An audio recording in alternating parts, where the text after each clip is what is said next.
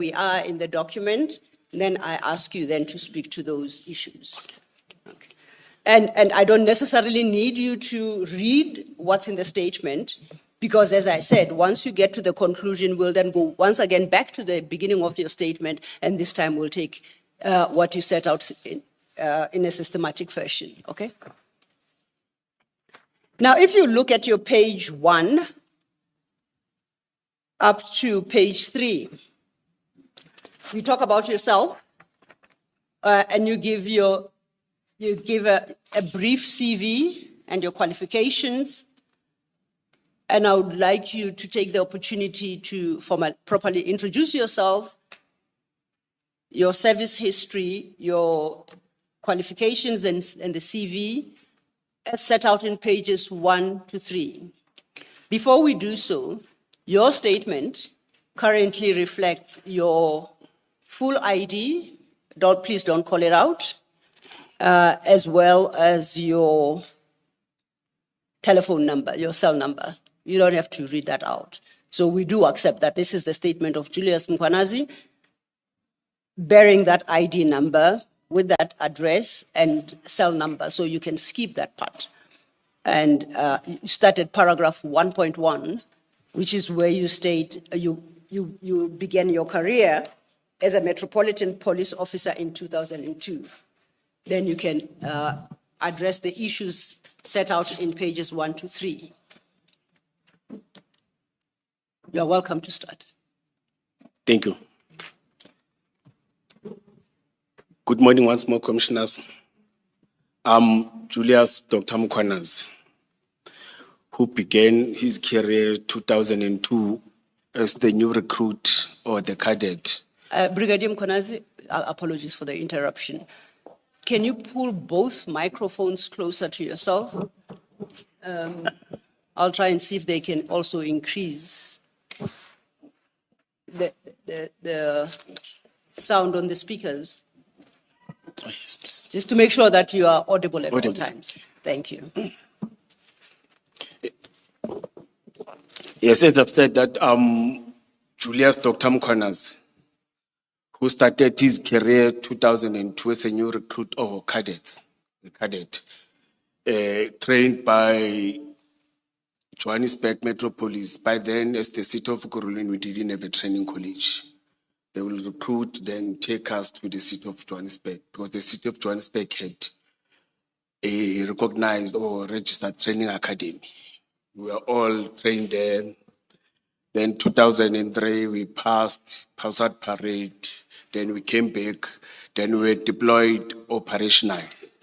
Operationally, when you come in, we are deployed in different precincts, just to get to know and do your field work and be trained in service training in terms of traffic law enforcement, in terms of crime prevention, in terms of bylaws of the city.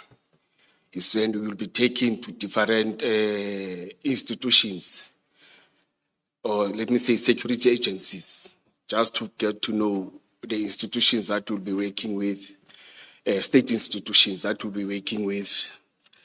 Then I joined specialized services.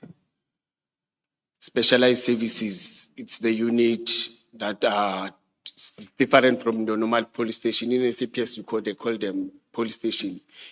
In the metropolis side, we call them precincts. You see, then we have the units that specializes in different fields. Then I joined 2005. I was promoted to an inspector. Then I went to college. I worked at the college for 6 months. Then I was recalled. By then, I said, back to specialized unit. By then, I worked for Public Order Policing Unit, POPs of EMPD. We were doing crowd management. We were doing crowd management to deal with protests, people that have applied for marches, spontaneous gatherings, anything that's to do with management of crowds. Events is part of it. Then I worked 2009 I request to refer because I forgot the state commissioners. Yes, Yes, 2009. you are at 1.2, your paragraph 1.2 at page 1. Yes. Yes. No, 2009, there were adverts. I applied for superintendent position. Then I was appointed as a superintendent. That's commissioners. Superintendent at Public Order Policing Unit. I became a unit commander of that unit. I commanded unit commander, you become a superintendent, you manage in terms of your deployment of your personnel, deployment of your resources, be able to attend meetings for events, meetings for special events, and interact with other stakeholders that are dealing with crowds, including internally within the city. You are interacting, you are engaging with different departments. But those that specifically deals with crowds and events and everything, because by then as the city, we didn't have events unit. Then crowd management was part of, or events were part of the responsibility of public order policing. Then again, 2014, there were adverts. I applied for chief superintendent position. You see, it was, they were part, all these positions, not one position, becomes 3, 4, 5, all the candidates, becomes different employees of the city that apply and they are called for interviews. I went for interviews, then we were appointed as chief superintendent, but I was appointed again as chief superintendent, responsible for public order policing and other units. It's your community liaison unit, the unit that goes to community, they engage community, they get grievances, they get challenges, but they come back and inform us, especially when there's a community that is aggrieved. They will tell us this community in this area within the city of Gurulen is aggrieved. You must expect as crowd management unit that at any time there will be a protest. But it was easier for me because I was their commander. I will get the information and take it and give it to this team. And again, there's a SWAT unit, which is our tactical unit, which is trained to intervene where a normal precinct or normal officers can intervene. It's trained again to make sure that deals with serious crimes. It may be your CITs, your armed robberies, business robberies, all the serious crimes that are affecting us. As you know, that Ekurhuleni is an industrial area. We've got a lot of businesses. You see, then crimes will be related to those things. You see, but that unit on a daily basis, it was deployed to attend those challenges. Different from your normal precinct. Your normal precinct will do traffic law enforcement, right? Section 56, issue fines, attend bylaw, even though we have bylaw units, but they will attend bylaw of that restricted or that precinct. They will attend your social crime unit, social crime challenges, your domestic violence, alcohol and other things. Metropolis will attend to those things.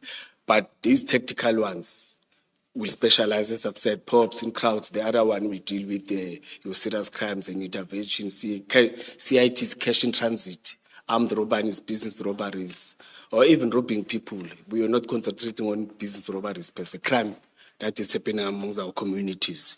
Then I was responsible that reporting to Director Specialized Services. Director Specialized Services, at that time it was Director Kutmenzolo.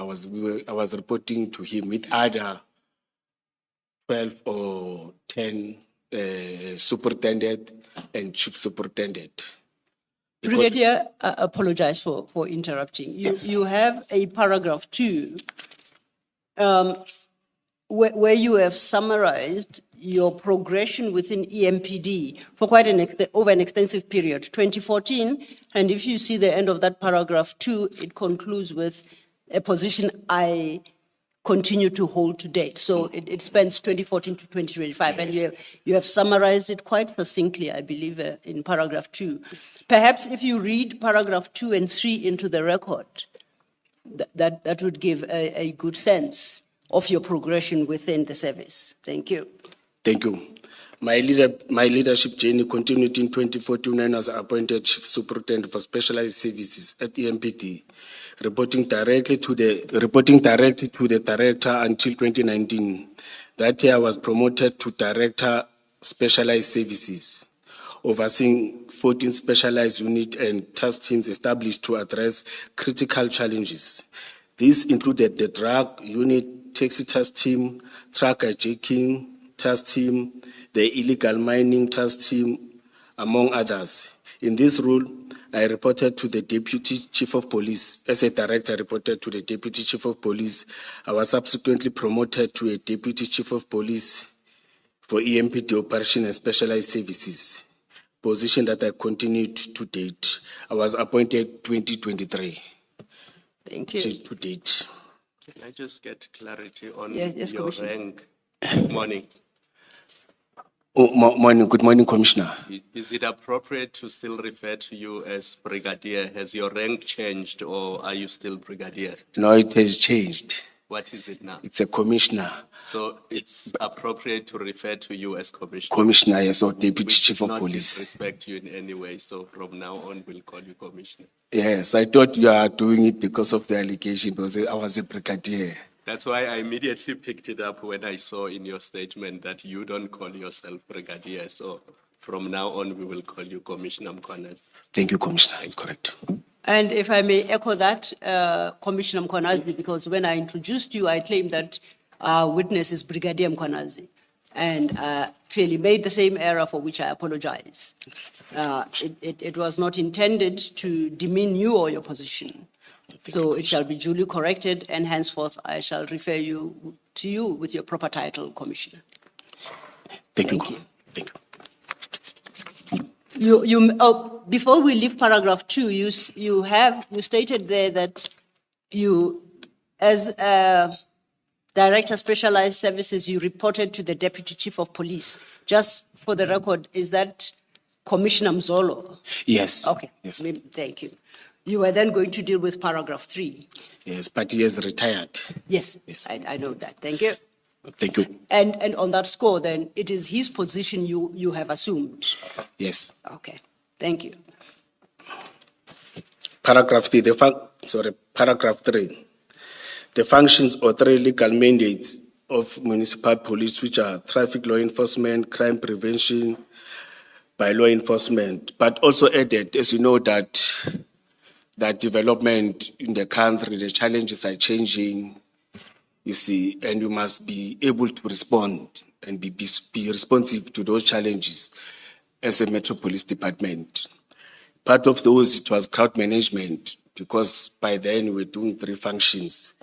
VIP protection, there's also other responsibilities. As I've said, we've got illegal mining, we've got illegal mining task teams that is addressing the issue of illegal mining. You know your business better than anyone, right? So why not build an app to run it with Base44? This finance app solves your business headaches, tracking invoices, managing clients, keeping payments in check, all in one place. Go to Base44 and write your prompt, what your app should do, how it should look, and the problems it should solve. Base starts generating your app right in front of you. Invoice list, client profiles, payment tracking. It's like watching a team of developers, designers, and a business coach bring your idea to life. Now let's make it even better by adding features that fit exactly how you work. I'll add scan receipts, digitize them, and add to expenses. Now I can snap a photo and it's logged instantly. No more manual expense entry. Finally, let's add an expenses prediction dashboard that forecasts monthly and yearly costs. Now you've got an app tailored to your business needs, built around the way you work. Start with your idea. And in everything. Those units, again, I didn't mention land invasion unit. We are still having those. We are responding to the challenges that we are facing. That's what I like with EMPD. They allow you to be flexible and be able to respond to whatever challenges and create those teams that will respond to those challenges. As I've said, that your precinct will concentrate on this one, but you must still have this unit strictly focusing on that. Before you turn to the next sub-chapter, which deals with your qualifications, if I could just deal with your paragraph 3. You spoke earlier, and I think fairly extensively, about crowd management, and I think we understand. Yes. The other function you list there is VIP close protection. Can you just briefly state what that entails? In early 2000, or let me say, the city has took a decision that we need to protect our principals. We need to protect. In fact, it is the responsibility of the metropolis to protect the citizens of the city, the officials that are employed by the city, the politicians that are within the city. Then the city took a decision, an EMPD, to establish a VIP protection, which does close protection. Close protection, which deals with protecting the principals or those that are identified that are having threats. You may have an ordinary HOD that deals with your human resource, that deals with the finances of it, like for example the group CFO. That the city has identified that you've got a group CFO and the city is having challenges in terms of payment of finances, then you may find that those as a provided services that are not happy because they provided services, but the city is delaying to pay services. And they will come and want to meet with him and are angry. Then the city took a decision that let's identify all those and provide protection. But most importantly, we provide protection to all our MMCs, members of mayoral committee. The executive mayor, the speaker, the chief whip, and the 10 members of mayoral committee. It's MMCs of finance, MMCs of community safety, MMCs of sport, and all these departments. We are protecting them on daily basis. As a trained protector, qualified protector, we call them principals.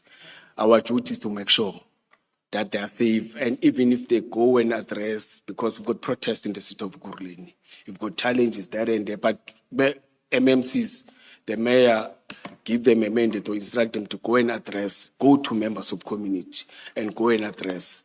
Then we are having VIP that is strictly focusing, I don't want to say in that, or in that one board of the principal. Then we'll have your crowd management that focuses on the public. Then close protection, people are not focusing on members of public. If there's a challenge, they must move with the rescue their principal, run away with him. If there are challenges where they need to engage, but we never had that situation where we have to fight and shoot and engage the criminal, those that want to kill the principal. But their main responsibility is to do that. But we are not strictly focusing on that. If they see, or on them. But if the city says that we've got this witness, we've got this person that must come and testify in terms of whatever crimes or whatever challenges in terms of your disciplinary hearing, the person comes from Mpumalanga, the person comes from the city of Ekurhuleni, the person comes from the city of Johannesburg, then that team and other members, they are tasked to go and fetch that member, protect him or her towards that, and again, do the same thing. And internal, again, if there are those that are staying within the city of Ekurhuleni, we provide such services. Thank you for that clarification. I think we understand the distinction in the various functions.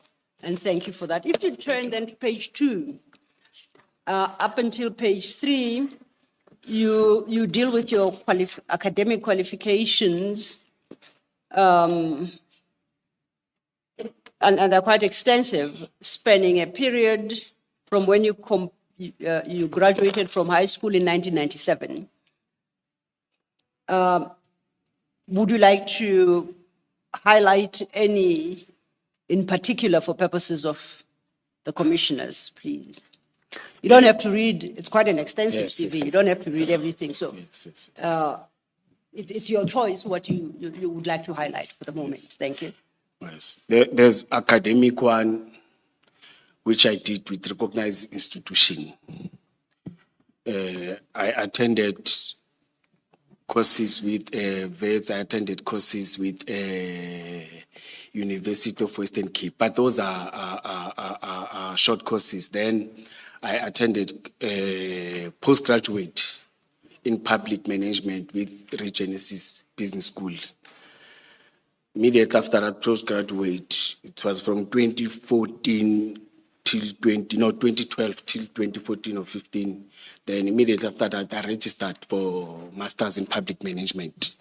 Those are academic one. Then in terms of skills development, I attended different skills development courses with SAPS, with tactical units that are recognized in terms of providing skills development in terms of the field that they're doing.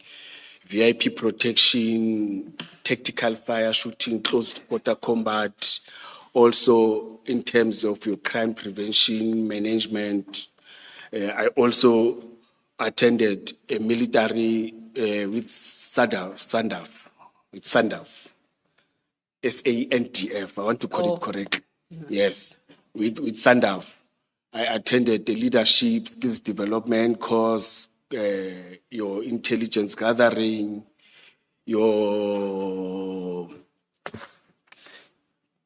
I don't want to, let me say survival course, in terms of when we are deployed in different fields, how to survive, how to track, how to get information. Again, leadership in terms of management, military leadership, in terms of giving command and control to your subordinate, in terms of engaging your subordinate, in terms of your parades, how to address a parade. I think it's that. Then can I perhaps, and if I come short, you will point out, invite you perhaps to comment on a qualification here. Yeah, you say it's a skills development qualification, FBI USA and JMPD Johannesburg in 2005 at the bottom of page 2. Can you speak more to that? Yes. Johannesburg Metropolis had the relations with FBI from USA. Then they used to invite them to run courses in the city of Johannesburg. Then as the city of Ekurhuleni, we were one of the privileged to be invited to be part of that training, trained by FBI. We attended that training at the city of Johannesburg. It was about your interview and interrogation of the suspect in terms of reading about body language, in terms of getting the real truth when I'm interviewing me, when I want to get information. You see, it was a very broad course that took 6 weeks, if I'm not mistaken, but training us in all those skills. The next one I think, Pep, might be worthy of you to highlight is at page 3. It's your third entry. You have it listed as AFSA. Then you call it a CQC instructor's course. What's that? Oh, yes, it's a close quarter combat. Oh, close quarter combat. You are trained on how to fight without a firearm, how to use knife, how to fight. It's like in simple terms, karate. It's very simple when I say that. Yes. We're trained to be karatekas, you see. Yes. But again, how to fight in an environment where there are people, you can't use a firearm. Or how to protect yourself and protect members of community, not to injure innocent bystander or innocent people. Yes. You see, it's about that. Okay, just to let you know, I saw you named, you provided the name for the institution as AFSA. Now, in law and in arbitration, we've got an institution called Arbitration Foundation of Southern Africa. So I wasn't quite sure exactly which institution you are referring to. So what does AFSA stand for? I forgot its name, but it's a private institution. But it's in relation to policing and crime combating and the like. Yes. It's got nothing to do with arbitration as we have it in the field of law. Okay. No. Now I'm clarified. Yes. Then perhaps the last one would be the Los Angeles and EMPD Academy. And it's supervisory leadership management course.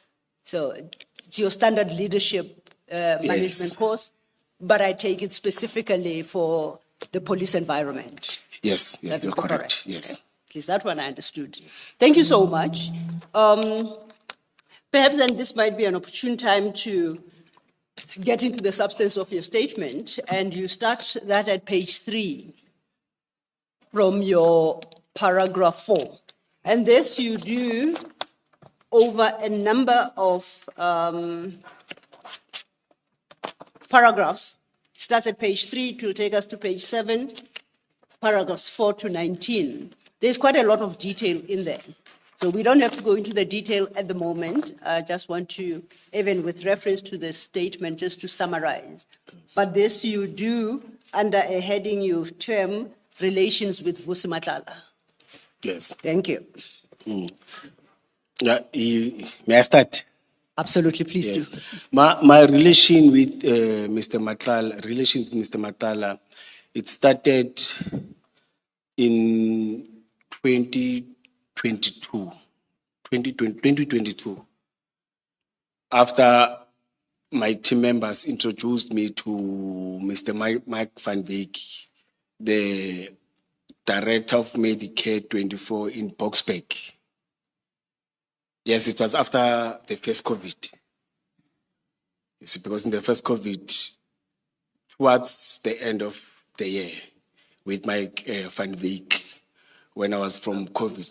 I'm sorry to interrupt. Yes. Is it 2022 or 2020? I just need you to be clear.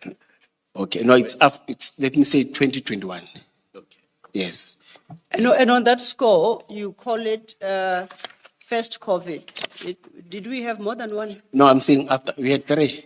Oh, we did. Yes, Oh, and the I other had, two I had passed me 3 of by them. That's somehow. why I can remember. Okay, so the first, what you call the After first the COVID first one. period is 2021, thereabouts, okay. The first one, it was 2020. That year. All right. You see, but it was after the first COVID. Okay, no, Yes. thank you. Yes. After my members from community liaison unit introduced me to Mike, because they've said they're working with them in terms of our members. They normally work with different security companies in terms of the area where they work in and do crime prevention and what. They introduced me to him and say, hey, there's this guy that is a director of Medicare 24. You see, once we have relations with us and the city and department and assist in terms of resources and other things. You see. After that, I went and met with Mr. Mike Van Wyk. Let me call him Mr. Mike Van Wyk. He was the director, or he's a director. You said he wanted to have a relationship with us being the EMPD. Yes, and assist us. Yes. Then I met with him for the first time he introduced. I won't remember the specific date. No, that's fine. Calendar date, yes. Yes, we met. Then he engaged that, no. Usually I'm working with your members, or my team members are working with your members. Director, I think it will be strategic if we can work. Because our company is here, your members are patrolling here. Oh, the company is in Boksburg. It's based in Boksburg. It's a clinic. It's a big clinic, a private clinic. You see. Then we can be happy if we can work. And I'm also interested in terms of establishing, or I'm in a process of establishing my security company. I forgot its name, but I think around the statement is there. Then we discussed. Sorry, Commissioner Yes. Mkhwanazi, sorry, I missed. You said it's your members from which part of the metro that introduced you and that were working with Mr. Van Wyk? Yes, that time it was community liaison unit. Thank you. Yes, it was community liaison unit. Then I went, that's where he related his story. I said, no, it's fine. You see, but on our engagement, I was able to engage him and tell him that, no, man, in terms of, because his ideas, it was to assist us in terms of first response when our members are injured. In incidents and accident. Incidents, it may be your stabbing, your shooting, or injured whilst they are on duty. Then he said, no, we will come and assist in terms of stabilizing then and be able to assist in terms of the clinic or the hospital. If it's on medical aid, if it doesn't have medical aid, we may assist to stabilize if it can stabilize, but in terms of the hospital, they may go to public. Because in our career, we've got members that have took medical aid, some don't have medical aid, it's voluntary. There are members who don't have, they don't feel like having a medical aid, but they're operationally working, you see. Then again, he mentioned in terms of assistance, again, where a person will need to be taken by chopper and everything. He said, no, we can facilitate or we can speed up those processes, you see. But out of that, we agreed that we are going to engage. Then I engaged my superior at that time, Ubaba Mzolo. Then he said, no, Julius, this needs the city because it has to do again with issues of health, issues of medical aid and everything. Then I omitted it in the statement. There was a time where he went and presented in a senior management of the city. We've got our own management, the CMPD. He went and to present in the CSMT of the city where all HODs are sitting. Are you now talking about Mzolo? Yes. No. When I'm saying senior where the chief and other HODs, head of departments, are sitting. Perhaps let's do this, Commissioner, because I also was a bit confused. Let's take a step back. You say he went to present. Let's start there. Who is the he you are referring to here? Or Mike van Beek. Mark van, okay. Mike van Beek So from then- Medicare 24. Yes. at Mike van Boksburg. Beek got opportunity to present. Yes. And you mentioned a structure there. That's the bit I lost. Can you say Yes, it again, yes. please? He presented to who? CSMT. No, it's SMT. What is that? S. Senior Management Team. City Okay. Senior Management Team, yes. So then, following on the inquiry from Commissioner Kumalo, you are saying this is not an EMPD structure. It is the city of Ikuruleni structure. Yeah, the deputy chief and his directors are not sitting there. Yes. Yes. So who sits there? There, before the institutional break happened, it was the chief of police, Isaac Mapie. And he sits there with who? All other heads of departments. Heads of department of the city of Ikuruleni. Yeah, different ones. Okay. That time we had 21. Okay. Yes, but now it is 12 years reduced to 14, but that time we had 21. Understood. Yes, Right, but right, I was right. not part of that because I'm not allowed Yes, to yes, sit no, there. I Yes. understand that. So we understand now, Mr. Yes, Van Beek the- then got to make that presentation to SMT. You have described what SMT is and who constitutes that body. Yes, yes, Okay, yes, you can yes. take it from there. Yes. Can I just? Yes, Commissioner. Yes. Yeah, can I just check that? In this SMT, where the heads of department sit, the city manager also sits. Yes. Thank Yes. But I'm not part of that meeting. I was not sure. I can't tell who was part of that meeting, was not part of that meeting. But after he came back, you see, he arranged the meeting with me. Then we met. Then he presented whatever that he presented. But it was more or less the same thing that he told me. You see, just that it was on a presentation format. In that presentation format, I know that he showed me there were choppers, there were marked response vehicles, red with color red. That or their emblem in colors. Medicare 24. So the commissioners I'm becoming based. No, you don't have to apologize. It is there for your consumption. Anytime you want to take a drink, please feel free to. Yes, he took me through the presentation that he presented. He took me through the presentation that he presented at CSMT. Can Commissioner. you please arrange for more water? Absolutely. Thank you. He took me through that. Yes, then he said, I must formalize it now, Apologies, Commissioner. You say he took you into that. I think because of the chair's request that we be provided with more water, I must have missed something. He took you, he who, Mr. Van Veek, I take it, Yes. took you into that being? the presentation that he presented. Okay. Also, he took you through the presentation. Yes. I'm with you. Yes. Thank you for the Presentation he clarification. had made at the SMT. Yes. Yes. Please proceed. Thank you. Well, let me mention, I tried to get hold of him. I thought maybe I will be able to have that presentation because I must talk to something but I couldn't win. You see, but I will try to make sure that you also get that. Yes. Because I can't talk something that you want to have. But after that, we had a proposal that can we formalize that thing by writing to the department, see, and start following the processes. You see, that's when there was communication of the proposed letter of MOU. You see, to communication between me, the project officer at Chief's office or at Chief's Mapia's office, the person who deals with all the projects, which is Mrs. Jermaine Fortain. Then on that, again, Please say the name again. Jermaine Fortain. Okay. It's Thank you. Mrs. Jermaine Fortain. But I communicated, it's not Mike that's communicated with him first. I'm the one who communicated. That is, we are dealing with projects. You see, there's this person and it's in the chief's office. But I also communicated by that time with Deputy Chief Mzolo. Then Deputy Chief Mzolo advised me, no, there's a project officer that does those things. Communicate with the project officer. She's the one that runs that.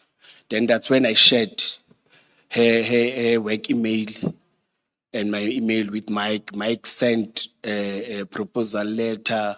Then there was a communication. It's just that I had one communique, but I attached that paper trail or that communication trail. You see. Then it was sent to Chief's office. It was on the.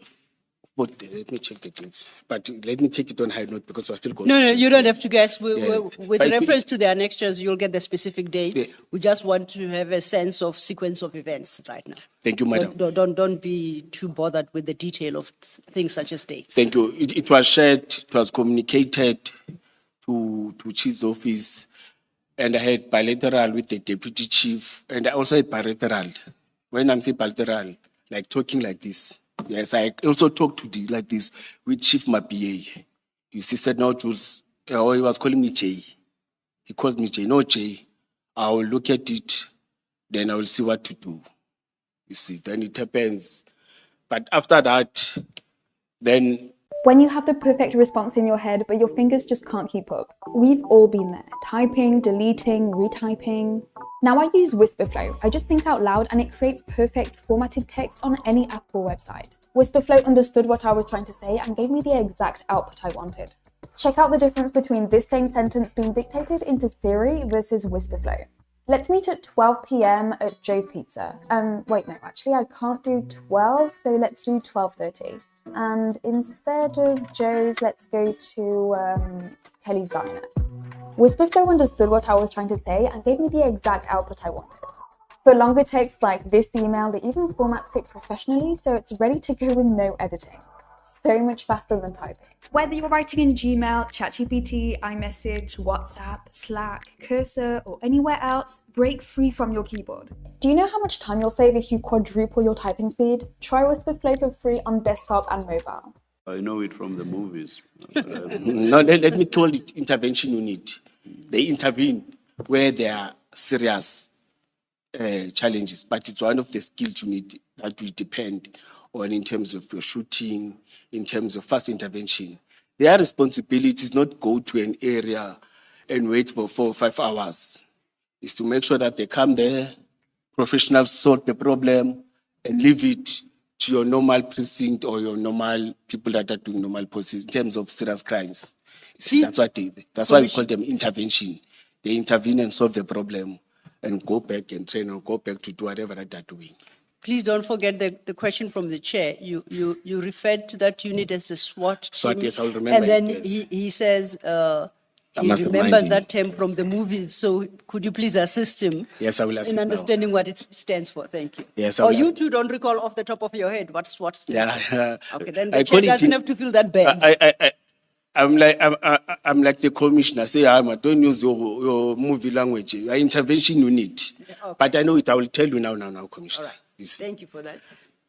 So can I just check, is intervention unit their formal name. Yes. That's the, Yes, the name yes. we'll find on the records of the Yes. city. Yes. But when you look at the movies, they do the work of SWAT unit. Your security companies, they like to write SWAT, and Americans, they say SWAT unit in other countries. Yes. Yes. Thank you.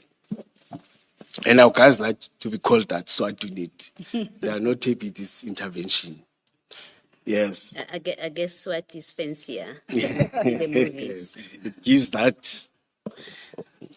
But after that, you see, we were planning for the state of the city address. It was 2022. As I've said, it was month before. Just so I don't get confused, what was a month before the engagement you just spoke of now, where you are introduced to CAT VIP security? Yes. That is yes, now a month before the state of the city. No, before the state of the city. But it's in 2022. Let me now. say early 22 or mid. That's fine. 2022. Timeline. So we are now in 22. Remember, the first engagement was from 21? Yes. So now we are in 22. 2022. Thank you. Yes. But definitely before the state of the Yes, city before the address. state of the address, you see. You may continue. Then he communicated that with me, you see. Then in my mind, when I met the chief of police and he briefed me and Mr. Mzolo that the city has took a decision to have the state of the city. The state of the city, it is addressed by executive mayor of the city. And by then, we were after the elections of 2021. Around November, we had 2021 elections, where local government elections, where the new political parties after the election had collusions. In the city, it was for the first time for us to have a collusion government. Economic Freedom Front and Democratic Alliance formed a collusion immediately after elections. I don't think they will appreciate you calling them Economic Freedom Front, EFF. freedom fighters. Oh, sorry. Oh, thank you, Commissioner. Thank you for correcting me. Thank you for correcting me. I usually call EFF. Yes. Let me call it correctly. Economic Freedom Fighters. Yes, and Democratic Alliance. Thank you, Commissioner. Then they had the collusion.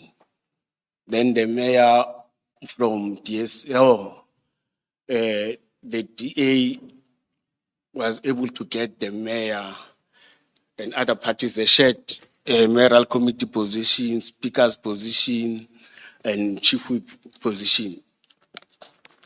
Then Chief Mapieye presented a document that is attached to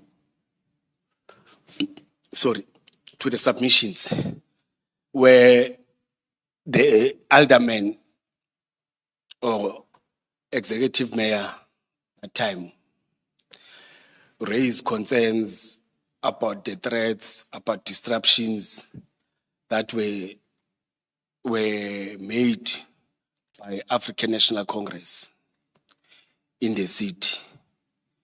It's that document, it was presented to me and Mr. Mzoli said, and the city has took a decision or a resolution to have the state of the city address around April, yes, or in April, yes. And that took place, then I thought of the engagement with SWAT unit or intervention unit.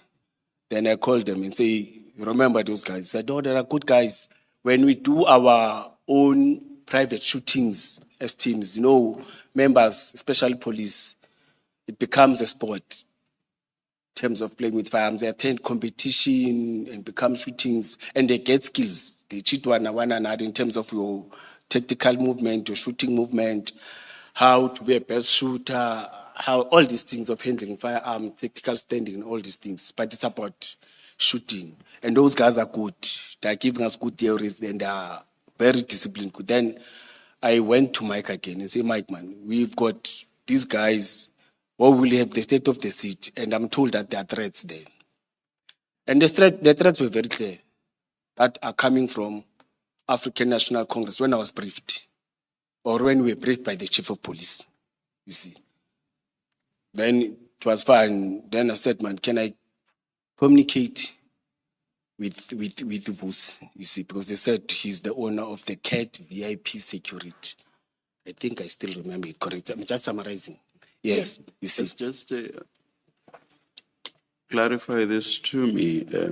The intervention unit members told you about CAT VIP protection services. Yes. I want to get an understanding of what then led you to Mr. Van Wyk. Oh. What was the connection? Oh. Yes. Oh. No, when you, CAT VIP security, yes, that was owned by Mr. Vusi. When you enter, that time when you enter. Yeah, you see, it's exactly at Yes. that point. Yes. So this entity is owned by Mr. Madlanga, but you go to Mr. Van Wyk Yes. when you want Yes. CAT VIP protection services to assist. So I want to understand why Mr. Van Wyk and not Mr. Madlanga. Yes. When you enter at the Medicare, when you enter at Boxback Medicare 24, there are photos of all the directors. You see, next to Mr. Mike Van Wyk, there's a photo of Mr. Vusi.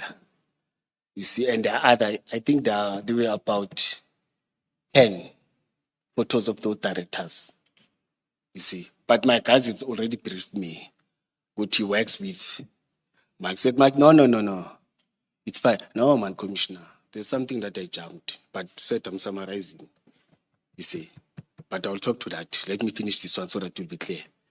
Then he said to me, no, I can arrange a meeting with the boss. But I went there twice, Commissioner. Ne? Once there's these photos, I saw him twice there. But I didn't know because there were a lot of them were making up and down. But you could see that, oh, this one is this one, just to talk to Mike and communicate with Mike, you see. Then we met. He explained that, no, he owns that thing. He confirmed again that these guys are from SAPS Task Force. They are from Sandaf, you see. They're good. He presented them very well to me. I said, man, we've got threats, you see. When I can meet, we met at Boxback, Medicare 24. You see, he listened to, the person doesn't like to talk too much. He was quiet listening to me. Commissioner, because you are talking about different people, when you say Oh, we met, humble. is it Van Wyk or is it Matala? No. So just mention the name so that we know who you are referring to. It's Mr. Vusi, yes, with Mike, you see. Then I related my story. I presented my story to him.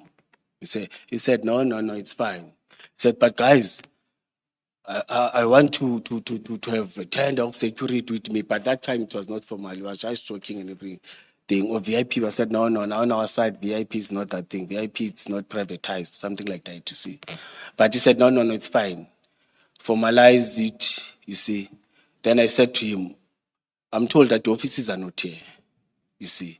Is it a formal institution? Is it a formal company? I said, yes, we are in Tshwane. What is this mall? We'll get to the mall. Yes, Yeah, yes. But I went to his offices. The formal offices, when you enter, it is a high-class formal VIP security offices. Then you could see there's administrative, everything's there, you see. Then he took me through, we spoke. I said, no. I see that this company is there, it's formalized. And it was before the state of the city. Then, towards the state of the city, planning started. Then I called him and say, Chief, you remember that he likes to talk with Richard style. He was calling me Ngamla. Then I called him Ngamla too, you see. No, this Gauteng Lingos, you see. Said Ngamla, and I said, now I will call. He said, no, it's fine. See. Then I said, Ngamda, there's going to be that, as I told you, and we are closer to that. And usually when it's that, we've got planning operational meetings that are sitting. You see. He said, no, it's fine. I will send a person. I will tell him that it's at Jamestown times and everything. You see. But on that day, he called, he said, no, I'm coming personally. You see. He came personally at Jamestown Civic Center where we were planning with all the commanders and all the people that are going to take part. Private security, it's SAPS, it is us as EMPD. Because it was the city's event and it was done by us in terms of planning and everything, you see. Commissioner, just sorry to interrupt. You keep making reference to a he. He came personally. Who is the he in this instance?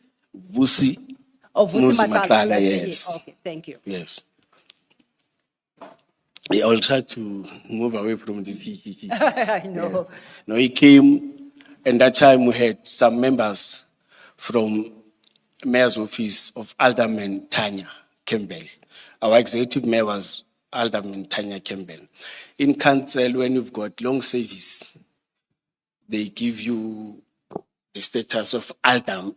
It's alderwoman or alderman. It's alderwoman Tanya, so not alderman, alderwoman Tanya Campbell, who was the executive mayor at that time. Then we met with seniors from her office.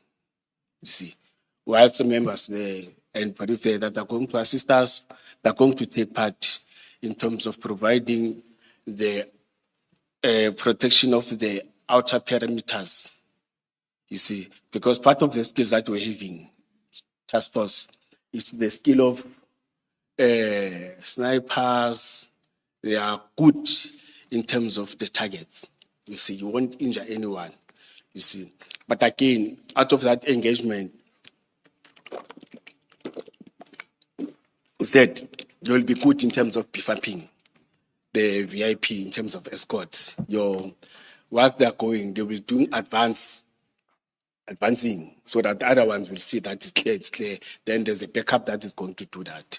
Then we went back, after meeting them, we then went back to the whole meeting where I presented him. I introduced him to that team that no, the cat security that we discussed about, this is the owner of the cat security. It was for the first time for members to see him, you see. This is the owner of the cat security. But he confirmed that, no, I'm not going to be part. I don't sit in this meeting, Gamla. You see, I will send a representative from task team that knows that will be operational. Excuse me. Because we prefer a person that will be operational in those meetings so that we don't put many things. Then it was like that. Then he left us. Then we remain, the next meeting. Just so that I don't lose you, the meeting you're referring to is the planning meeting. Yes. Because remember you said earlier there was a pre-meeting where seniors from the executive mayor's office were there. So in the pre-meeting you introduced Mr. Ket Matlala to the seniors, and then there was another meeting again. Just clarify that. Oh, no. To this one. The other one I was talking about, Mike Van Beek, but this one to senior staff of the alderman or the executive mayor, I introduced Booth, and even to the operational ones. It was the same day. It's less than 30 minutes or 45 minutes because there we didn't sit for long. You see, it was just introduction. You see that this person is going to work with us, or his team is going to work with us. Then when we went to the operational one, he said, no, I'm not going to take part, but I introduced him. You see, he said, no, I'm not going to take part, but the people that the supervisor or senior person in my team is going to be one that sits in those meetings. That happened. Then the next meeting. Just for more clarity, and because there are issues around the involvement of Mr. Matlala's security company, I just want to make sure who was there and who appeared to buy into the idea of the participation of Mr. Matlala's entity. So please give us names as opposed to just broadly saying senior people, the executive mayor and so on. Just give us names, please. Oh, thank you, Commissioner. There's an attachment which is having names. I may not recall all of them, but it's operational people. Some are from my team, some are from SAPS, some are from the security company that is contracted to do static, to stand and secure the buildings. But their names, telephone numbers and everything in that attached operational plan. So you say the executive mayor as well? No. No. Oh. No, it was after. No, the executive mayor was not part of any meetings. Okay. The first one, let me clarify it. All right. Okay. No, thank you. Thank you Okay, very no, much. Thank you. Yes. No, the planner is operational people that are going to do the combat work, your escort, your VIP protection, your crowd management, your K9 unit, all those units. You see, it's those people. But in our attached operational plan that we submitted, they are there. Then in that meeting, an operational plan, I was not part of that again because it's operational. I'm the director. I was the director by that time. But in that meeting, Apologies, and it's because I don't want to come back to this issue. I had a follow-up on the chair's question. You referred to it. You referred to the mayor's office. There's a word you use, Alder. Please say it. no, to the executive mayor, Yes, please. Alder woman Tanya Campbell. The elder woman, and then you said. In fact, Alder woman is like councillor with long service, Tanya Campbell, but they call them Alder. And now I Women, understand. aldermen, yes. Because you use that word to say that I think representatives of the elder woman attended this particular meeting. No, we went to them in her office because they wanted to know that they are supposed to be briefed. Remember, the person who briefs the executive mayor is the chief of police. But me at my position, I can communicate with officials. Now, would you recall who led the team of, can I say, of the aldermen in that meeting? Do you recall at all? I will try to recall, when there are changes. Okay, that's They fine. left, then when the new collision came in, see. No, But that- I'll try to I'll remember. flag it for now. We can Please. then move on. Yes. Perhaps later when we engage, you'll have remembered. Thank you so much. You may proceed. Yes, it was 2 or 3 officials. Okay. At her office, sorry. At her office. Yes. So this planning meeting is happening at her office? At Jamestown Civic Center. At her office? Yeah, Jamestown Civic Center, it's our legislature where politicians like Chief Whip, Executive Mayor, and the Speaker, and the chairperson of different portfolio committees of the city seats. Understood. But they sit in different offices. Yes, and their staff works there. Yes, it was that time. I interrupted you. Apologies. You may Yes, then continue. operationally, we left them. That's when an operational plan that was developed by Acting Lieutenant Trimba. An operational plan, it's a legal document that we develop when we are having a planned operational plan. It may be your crime prevention, it may be your bylaws, it may be traffic law enforcement. In all, or it may be your event, there must be an operational plan. And the type of operational plan that we're having, it was developed after Marikana. Then we were all taken to training, not all of us. But I was one of those who were privileged, who went to that training. I talk about it, the operational commander's course, where they teach you from A to Z. You see how to develop that plan. You must have consultation, you must have a profile, you must understand the dynamics, the challenges in terms of the threats, and you must plan according to what you're having in terms of making sure that you eliminate the threat, you destabilize the disturbers or somebody who want to disrupt and cause chaos. As per briefing, as per document that we got, that's how I briefed my members. That's how, that time, I was promoted as a director. I was no longer a commander of public order policing. But public order policing was responsible in terms of that. That's when I call her Madam Klimba, but it was acting chief superintendent. You see, the ranks that we use are lieutenant and what. Us, in fact, we're not supposed to use those words. There must be a council resolution that adopts that we can call ourselves general, brigadiers, lieutenant colonel. If there's no council rules, I can't wake up and say, hey, I'm the deputy chief, I'm changing the structure, I'm changing the ranking and profile. Because there may be, in terms of the arm, I'm told that it goes with bigger benefits. Even if you go on pension, you go with that. But in terms of municipality, there must be council resolution.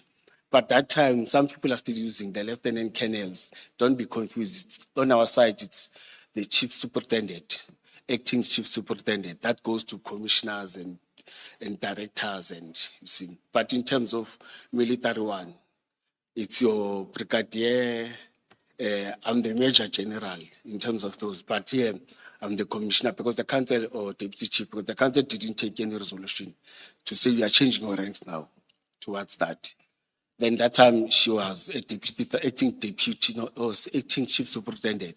She was a superintendent. Then she developed that plan on the 28th, because they said, but on the 29th, she came to my office with that plan, with all the names that we are going to get, that we are asking for, who were part of the meeting on the 28th. A plan that is developed. I know that, I must mention this, I know that Deputy Director presented a forged plan, and record me, a forged plan that he forged. My work is easy because I use ClickUp. Here's how AI saves me hours every day. It automatically prioritizes my tasks so I can focus on what's important without wasting time trying to figure out what to do next. I can ask Brain about any list to quickly get up to speed. When I need to draft documents, ClickUp Brain helps me get ideas on paper. And questions in our team channel now get automatically answered by an AI agent with expert company knowledge. ClickUp makes work easy, from personal projects to running a multi-billion-dollar company. Click the link below to create your workspace for free. Julius Dr. Mkhwanazi, Yes. Deputy Chief of Operation and Specialized Services, Yes. saying this commission and members of public of this country, Deputy Chief of Police, Ray Hospice, presented a forged plan that he forged and presented to this commission. I'm going to present the real operational plan that I gave it to him when I was instructed. They give him that plan. I We accept need that. it. Yes, I'm going to do it. Commissioner Mkhwanazi, all I sought to do was to obtain from you the name of the person you say forged the document. Yes. That was all. Yes. Okay? Yeah, thank you. Thank you. Thank you. Humble apologies. Yes. Before we But- move on, have some water, please. Yes, yes.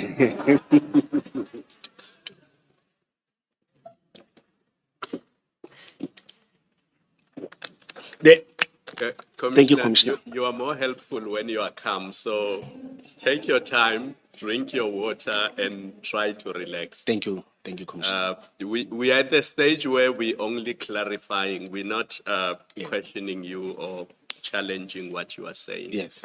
So I just need to understand that it was you who brought in cat protection services. So you introduced them to the Elder Women's senior team. Yes. So that they know who cat services is, cat protection services. And then because you were at a level of a director, you don't sit in the operational planning meeting, but you introduced the team from cat protection services and they became part of that meeting that produced the operational plan. Do I have you correct? Yes, but that doesn't mean that I don't oversee. No, They still report to me. All I wanted to understand was that it was you who introduced cat Yes. protection Yes, services Commissioner. and you brought them in. Yes, Commissioner. Yes, Yes. thank you. And the plan was developed by, as I've said, acting Chief Superintendent Klimba. She compiled it. If you see the plan, the first page, she compiled it. And on the 29th, I know she called me and said, Nduna, the plan is finalized. Can I come so that you can sign it? I want to go to Deputy Chief 2. I want to go to the office of the Chief of Police. Then when she came in, I looked at the plan that she developed. It was fine 100%. All the stakeholders, relevant stakeholders, the execution, the tasking of members, before event start, during event, after event, the briefing part and the debriefing part and the resources and the personnel. They must be part of the plan when everything happens. And again, the resources, we're talking about human resource, or I've said personnel, and in terms of your vehicles, and in terms of the tools that you are going to utilize, because it's very important. In crowd management, we are not allowed to use side firearms and live rounds. You see, there are different stages that you must do. There's a water cannon, there's a shotgun, which is having a minimum force.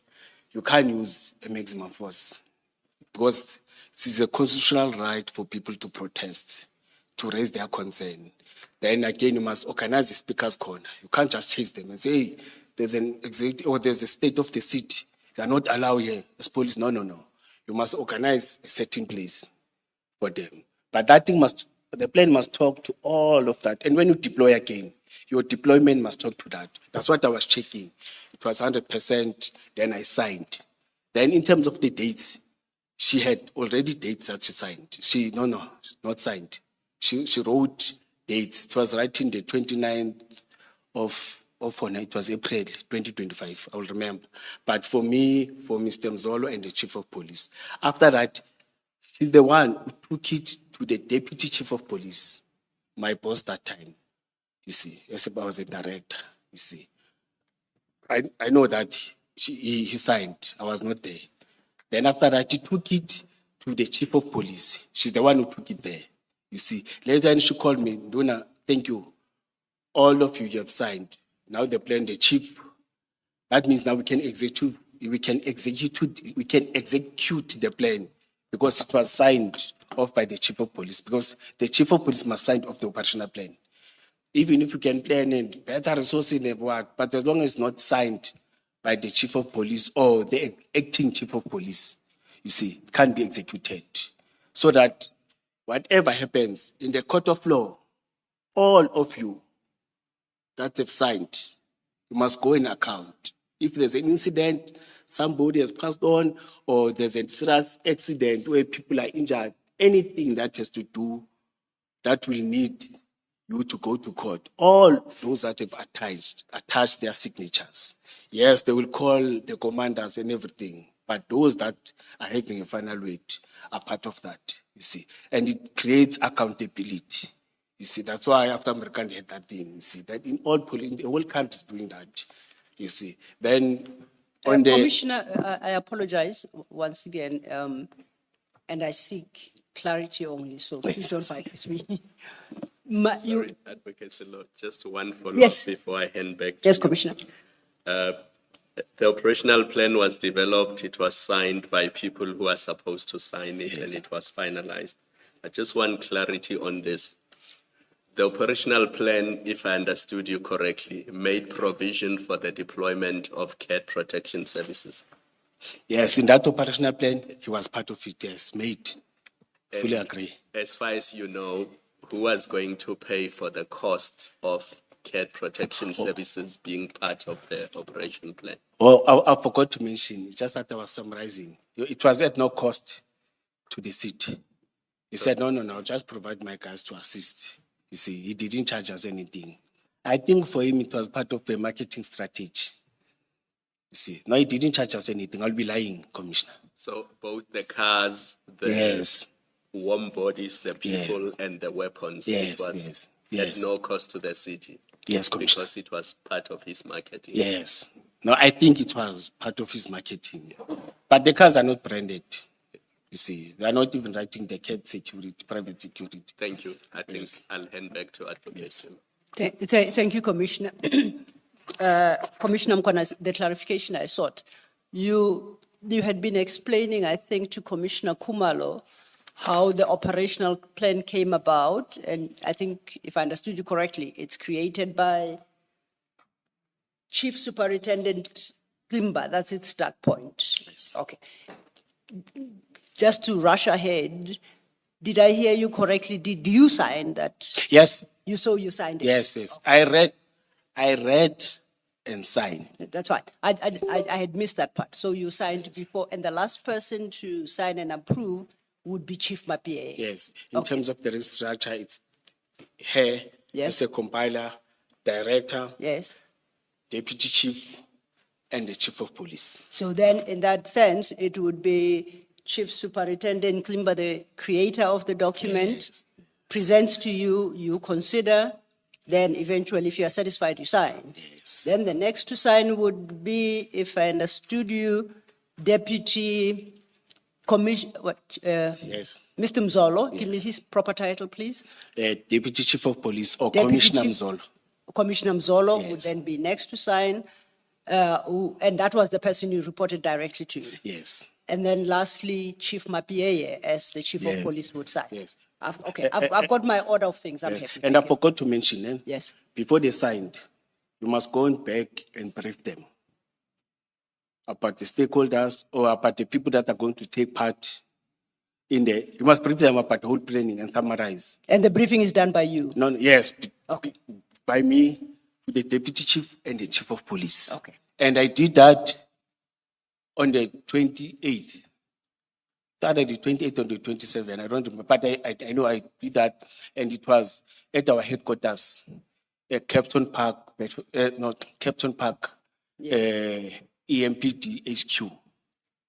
You see, I did that. I met the two of them. I briefed them. Usually, when there's a very important event or event that needs bigger personnel, needs resources and everything, that's what you must do. Yes. Yes. Yes. No, I Yes, understand. I personally briefed them. And I do accept that you didn't brief them just specifically for this event. You are saying you brief them as you do in the normal course of things when you prepare for this. I accept that. Thank you. Yes. And We interrupted you. And to make them relax that I'm on top of it, the Yes. event is going to be well protected. Yes. We are going to execute everything according to the plan. As the director who's operational, who understand this thing, everything will be sorted. Okay. Because all these special events, Yes. I was the one who was coming, or I'm the one who's responsible for them. Yes. You see, because I'm centralized, specialized services. Other directors are in different regions, northern region, southern region, eastern region. All my units are centralized. We're able to move around the city, in and out of the city. We're doing that. I did that. All right. Then- I think you are almost like at your paragraph 12, which is what we are just discussing now, where you speak of acting Lieutenant Klimba and the plan that was developed, signature thereof, right? You said paragraph 12, ne? At paragraph, I said the discussion we're having, just have a look at your paragraph 12. Oh. That involves the operational plan developed by Chief Superintendent Klimba. And then you say it was approved and signed by the Chief of Police, the Deputy Chief of Police, and the Director of Specialized Services being yourself. Yes. So I just want you to come. I'm not putting words in your mouth. No, Okay. you're not. You then deal with the operational plan itself for the State of the City address, and you take issue with what Rivers Peace submitted, Yes. and you've spoken to that. From paragraph 14, specifically, and that's where I want you to get to, because you deal with a slightly different issue. And this one specifically regards you say regarding the blue lights and registration of vehicles. So perhaps if you turn to your page 5, paragraph 14, then you can deal with that aspect of things. Yes, during, Commissioner will forgive me, between 2021 and 2022, but the attached documents will talk to those dates, you see. Members again informed me that, I think it's 2022, that, Apologies once again, based on the questions that have previously come. You say members. Please be more specific. What members are these? Mkhwanazi. Yes, my operational members from SWAT. SWAT. Intervention Okay. Unit, yes. Please proceed. Thank you. Yes. And for me, our guys are telling us that they're going to, CAT is going to change. CAT VIP protection. VIP protection, I must call it. Security services. He is going to change the vehicles.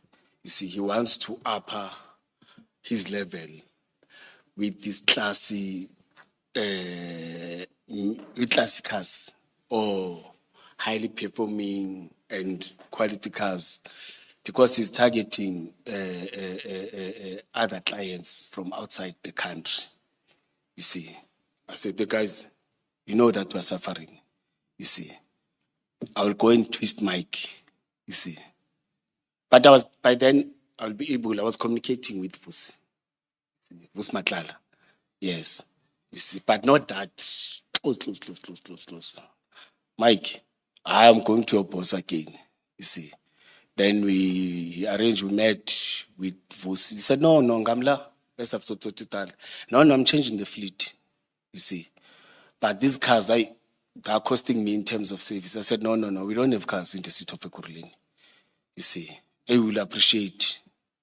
You see, that time when we were talking, I said, if you can dump them to us, you see, I wanted to twist them. He said, no, Ngamla, it's fine. But after that, we didn't agree with anything. Then I communicated with my deputy chief. I said, hey, deputy chief, there are these cars, man, they're black and what, but they're still performing. You see, he said, Julius, the person who does those things, he was calling me by the name. Sometimes I will contest, say, Bamzol, baban. You see, he said, no. The person who does those things, it's proxy. That time I didn't know because I was operational. It's Mr. Who's this? Christine. Yes, Mr. Christine. Yes, you see. Go and get information and everything. I didn't waste time. Move direct to Mr. Christine. Like I found him there. I said, hey, Mr. Christine, you know, by the name of Julius. I said, no, I know your cars are always problematic with cars in terms of services. No, when cars are old, we didn't have a fleet. You see, he's the one that aligned budget and give what. No, he's not the one that finalizes in terms of budget. But when the department budget is there, he's the one who says, we fix this car, you don't fix this one, it's old, this one must change engine, all those things. Proxy does that. They're managing all the fleet. And he's managing the fleet of the whole city of Ekurhuleni. No department manages its own fleet or does final services and everything. All the cars are registered under him. Then he said, you know what?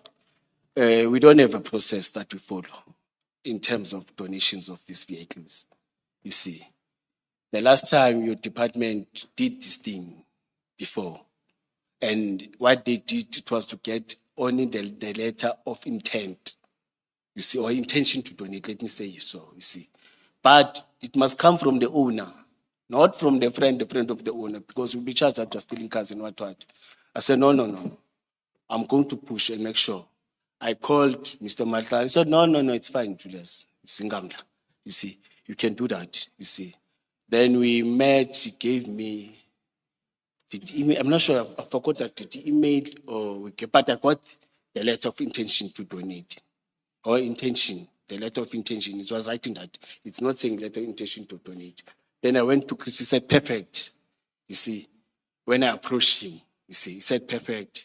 Then he said, no, it's fine then. You see, I will communicate, but I must get the whole details of these cars and everything so that we start the process.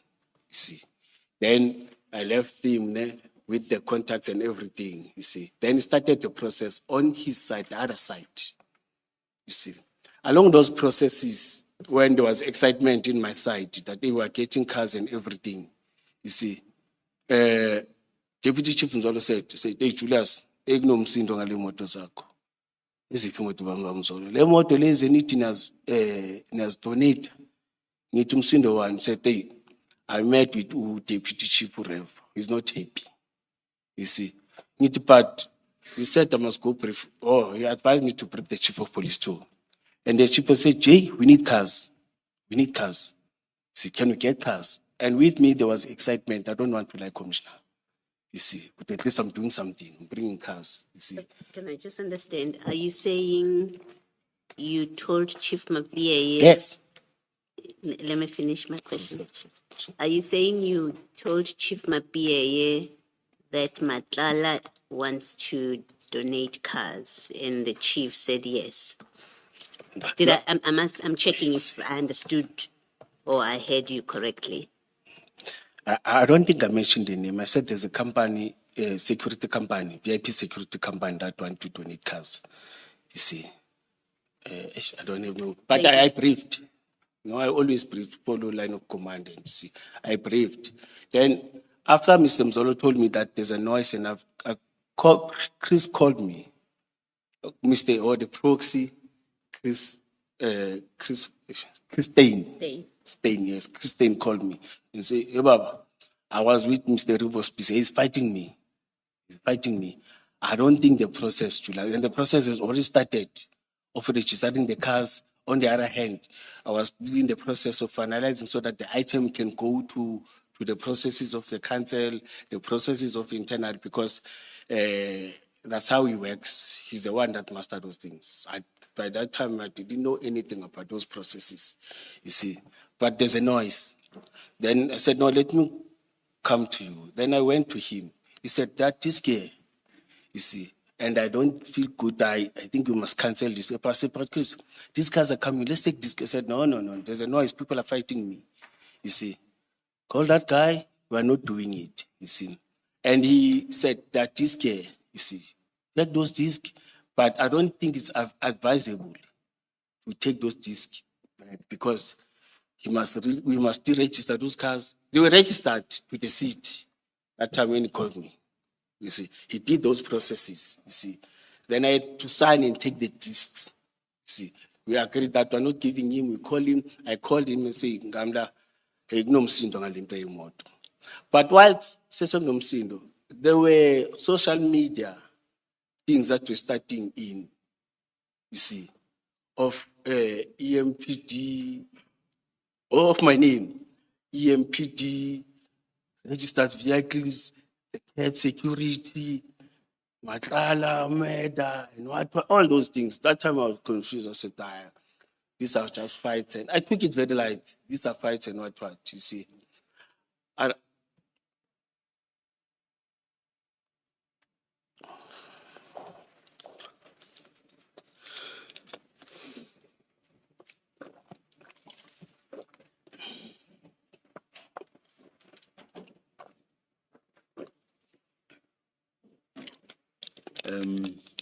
Commissioner, it's Commissioner.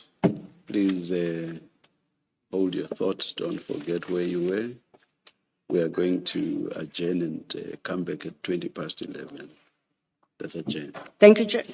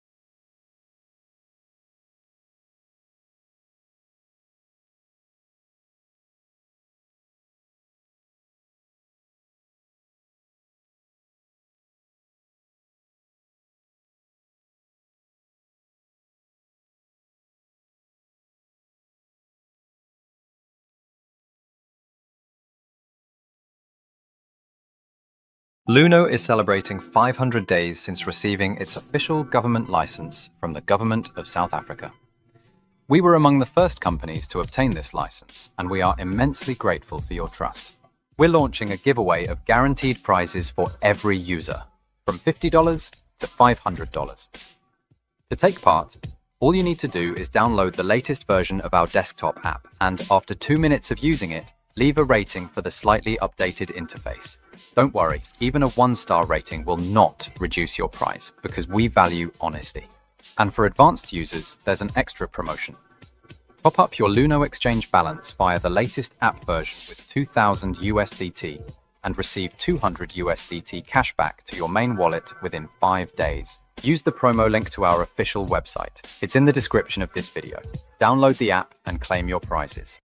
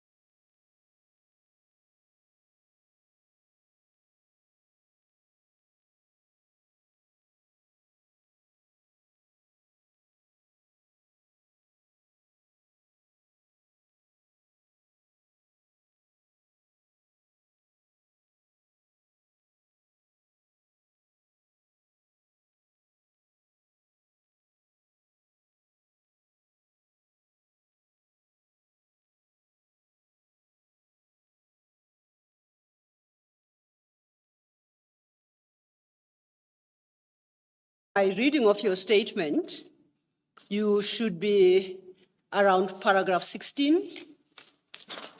If you could cast your eye there. So if you could just very, very briefly, and I guess I urge you to be very brief, because if I offered you to be before this commission for the next 3 days, you wouldn't take kindly to that offer. Yes. You would want to be done today. That's your preference. So perhaps if we work together, we just might achieve that. Yes. Your statement is pretty long. So when you cast your eye to, in particular, paragraph 16, 17, up to 19, I need you to summarize as briefly as you can. As I told you when we started, when the engagement commences, we start at the beginning of your statement once again. So please don't be worried that you might forget to say something at this stage, because it shall be addressed. You'll still have another opportunity. So what I want us to do is to, as quickly as we can, without compromising the value and the weight of your testimony, that we highlight the key aspects under these various subparagraphs. Don't feel the urge or the need to go into detail, because if you do, then we will not finish today. You'll have to come back tomorrow. And at this rate, I foresee you coming back on Friday as well. And that you say you wouldn't want to do. So let brevity be our guide today, and so that we can begin to fruitfully engage. You reference annexures that we haven't had opportunity to engage with. Yes. So please leave yourself and us sufficient time to engage with your significant number of annexures. Yes. So I'm just asking for very brief summaries. With those words, then, I would like to refer you to your paragraph 16 to 19. At 16, you deal with a letter of intention to commit. A comment or two would suffice there. And from 17, you then contrast the issue of, for lack of a better term, I'll call it a donation from CAT VIP that you start with at your paragraph 14. You contrast that with a previous incident involving, as you say, Commissioner Mapieye and Rivo Spies, and that you do at 17. So we're not going to deal with the detail of the vehicles that you list therein. You will just highlight the conduct itself. When we, as I say, when we deal with your statement in engagement, we'll get back there. So if you then just may turn your attention to the question of the letter of intention to commit and what you want to highlight about that, then we can move on to, as you call it, Sintel. Oh, yes. Yes, please do. Thank you. Yes. In the process, let me mention that. Thank you, Commissioner, for once more. In this process, it was an initiation process. I think I must mention it that we never received the cars physically, the cars, you see, because the process was in initiation, and the other side of Mr. Christian was busy with the process. Then we cut it. Whilst we cut it, as I've said, that there was this noise now, you see, that Mkhwanazi fitted blue lights, Mkhwanazi took state resources and finance, took state, social media, and articles now, newspaper articles with my photos. He took the state vehicles and donated to Madlanga, or he took blue lights. They were raising it differently, you see. Nearly in my neighborhood, there's a weekly newspaper. It was strictly targeting. I'm staying in Albertine, you see. You said I must mention, I'm a public servant, you see. In that area, nearly each and every week, when you open a social media, when my kids open a social media at work, but internal at work, I was not approached. There was no communication. Up until I was contacted by, Chief Sue Penny Rasmus, and say, hey, the chief wants you to write a letter. Say, letter of what? Letter pastoral vehicle. I said, the chief is briefed. Mr. Mzolo is briefed. He's a chief superintendent doing investigations. To be honest, he didn't fight with me. He approached me like it is his work, you see. Then can you do a letter? I said, a letter of what? Say, things are not looking good. Sir, he was calling me sir because I'm his senior. You see, what do you mean? I say, no, this thing is all over, and now I'm starting to feel it. You see. Then within a day or two, another deputy director in the office of the chief of police. I'm called by, it was Monday. I'm called by Ubawumzolo. We had our own operations and specialized services management meeting. All the directors, 6 or 7 directors, are sitting in that meeting. You see. Then he's sharing it.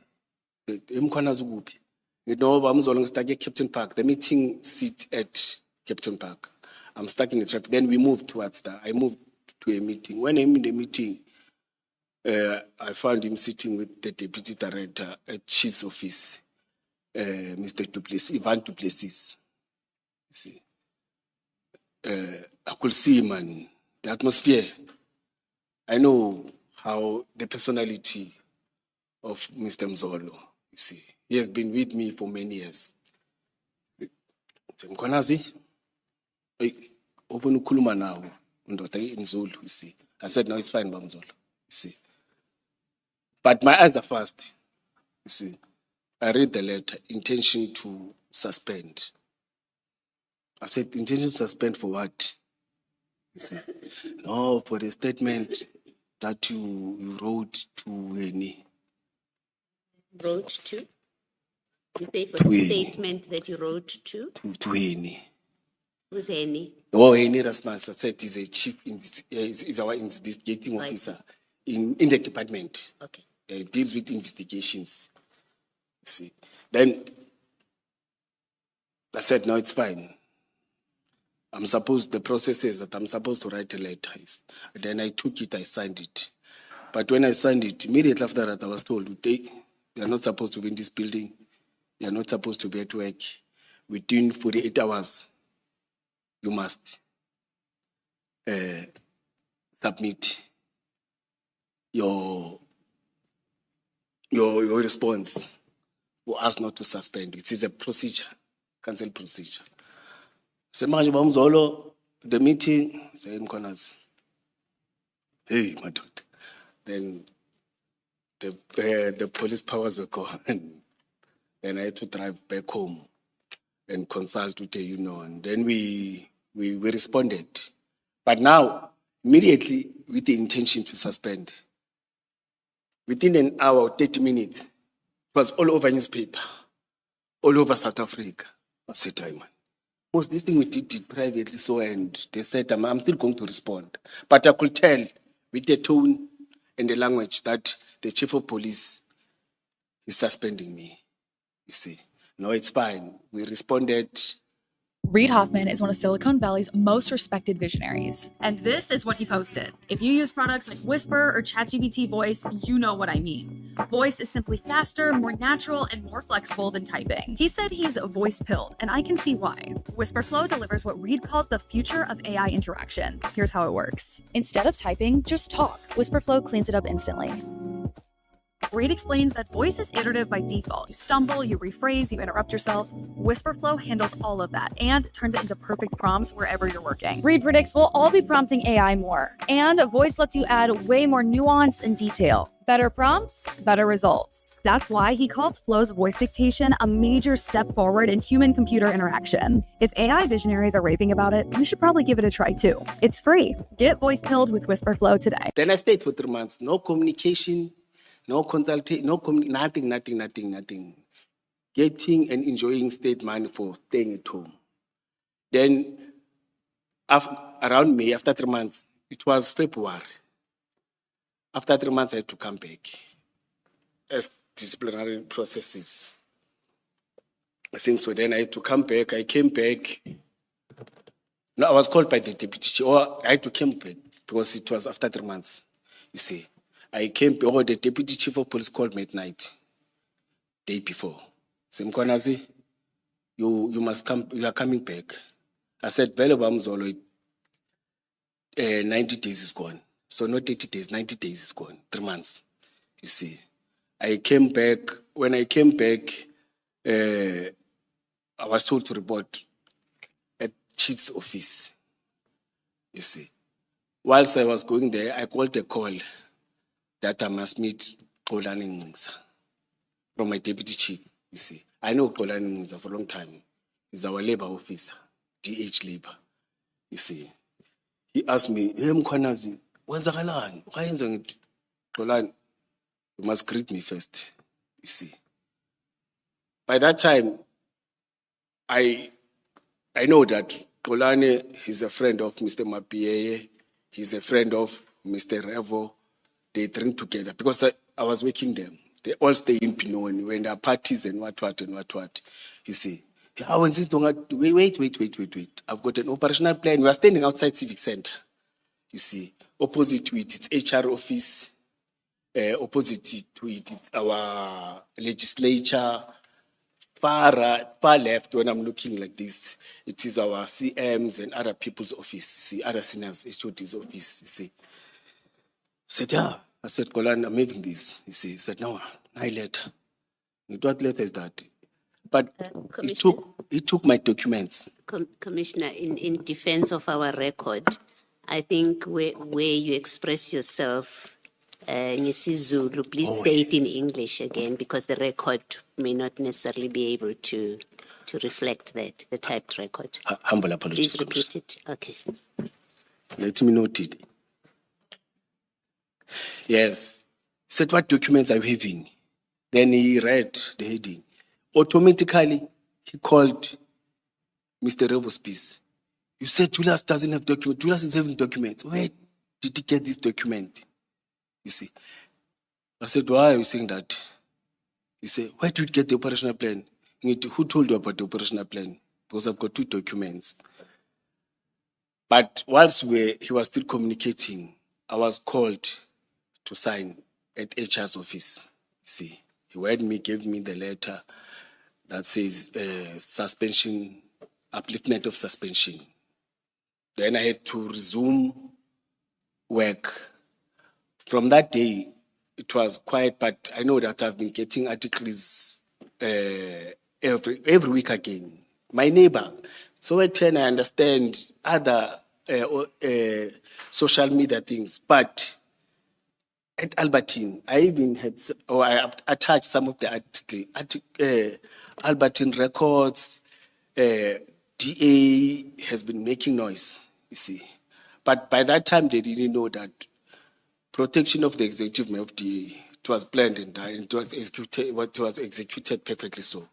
You see, corrupt, what they mentioned many things, blue lights. Oh, there was a heading that I was given to blue light players. But in short, commissioners, I didn't install blue light. I didn't brand the cars.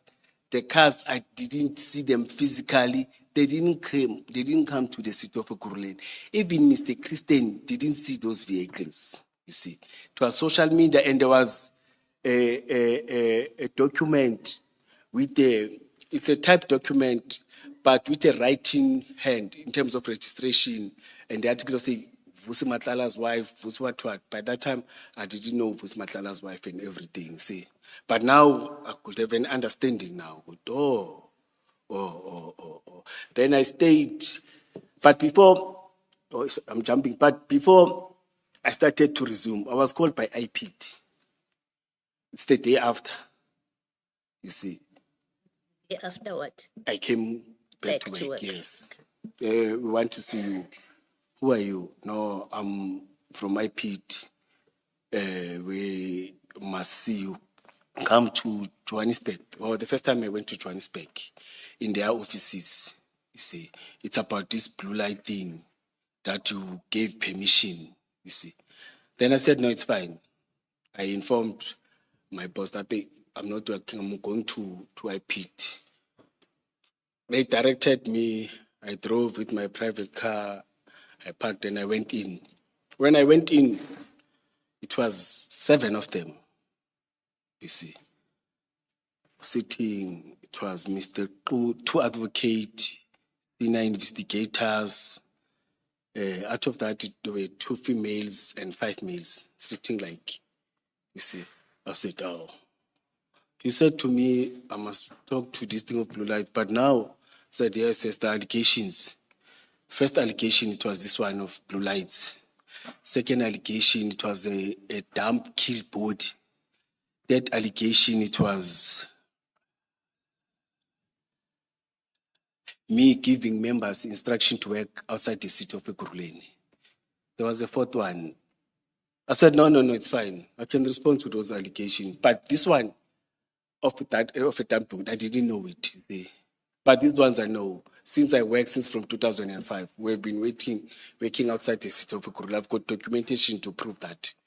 Since I started as a new 2005, specialized units, since specialized units were formed, we've been working outside till now. Even now, they're still working outside, but it's fine. You see. Then I said, no, but I don't need, I will write those things. I wrote and responded to all these allegations. I think I wrote 3 or 4 but on this one, they said, are you aware that there are allegations that we instructed people to dump? I said, which body, my daughter? And what Brakpan are you talking about? They said, last year, there was an operation, you were not there, but you came in and gave you. I said, no, man, what operation is that? When they mentioned Yako, I said, yes, I remember, but it's a long time, man. I've not been working with Yako for a long time. I said, yeah, we are aware that we have been not been working with him. They were informed by when they called me. I said, it's fine, let me talk to that then. You see, he gave me, because I was lost, you see, he said it was in Brakpan plots. I said, yes, I remember that thing. You see, I got a call in early hours of the morning, around past 2 to 3, that from Yako. In fact, when he called, I saw that I had 15 or 8 missed calls from him. Then, Duna, we've got a success. Come and join us with a success. You see, I said, yes. On that, I even wrote that, hey, I'm not aware. I was there for the success of goods that him and his team, or the guys that he's working with, they got. Even said, bring them. I said, I can't just bring a media. For what, you see? But I thought the commissioner, you see. I stayed there for 3 or 2 minutes. I'm going to talk to that, you see. But all these allegations, I submitted statements. Then after 3 or 4 months or 5 months, I got a call from IPT HQ that, hey, we want to see you again. Remember, I met with Mr. Pulu, I submitted, you see. He said, when you come here, come with all the documents that we're having for blue lights. I said, what blue lights? Okay, for EMPD operations, from EA working relations with Mr. Matlala and everything. Luckily, I had a copy of an original plan that I'm saying I'm going to talk to you, you see. And the intent to donate. Then I had a letter that I submitted to Chief's office. No, I didn't have a letter. But there's another third document that I had. You see. Oh, my statement. He wanted my statement to mention the registration of the cars and everything. And I even said to him, no, I'm even having the disc of those vehicles. He said, good, bring those discs. I said, I'm coming with them. And I went in, I submitted, I cooperated. You see, I even gave him he said, what it is? I said, it's not even the disc. But the disc are there, you see. Then I gave them all those documents. Then it was quiet. Up until I got a noise again about blue lights. IPT is investigating me. IPT has submitted IPT has submitted to the office of the executive mayor a document that recommends me to be charged internally. You see, I said it's fine. I'm the employee of the city. I know I didn't do that. You see, I'm waiting for them to start those processes. You see, but there was noise, but not directed to me. There was noise everywhere. But I went back to specialized services, continued with my work. In those processes, you see, members of THU, Truck Hijacking Unit. No, let me not jump something. In those processes, no, it's fine. In those processes, just that I don't have the dates and I can't state it chronological so, but Mr. Mzolo told me that, hey, they are charging your members by IPT. I said, for what? They said there's a truck that they took somewhere in Benoni, and that truck was not supposed to be pounded. They pounded that truck. I think they arrested or they wanted to arrest the suspect. Okay. They charged, suspended. There was no communication with me. There was no communication with the then inspector, who was their direct supervisor. No communication that was done. You see. Then they came to me, showed me the suspension letters, that they've got the suspension letters, you see. But before the suspension letters, we spoke to Deputy Chief Provost Peace. He said, if you don't want to be suspended, we must implicate you in crimes and say you were there, you leaded this and that and that and that and that. I say, you know what? I know we don't have, I'm having another blood. He's having another blood for me. I'm having, I don't want to mention it there, you see. But we don't see eye to eye, you see. I said, no, it's fine, you see. But because they didn't communicate with you, it was intention to suspend. They suspended them, but they continued with their cases that they were told not to communicate with me. They were arrested at Boxburg. It was 2 cases, you see. Then after 3 months, they came back. Then they told me, no, Mener, we won those cases. The other one was withdrawn in Benoni.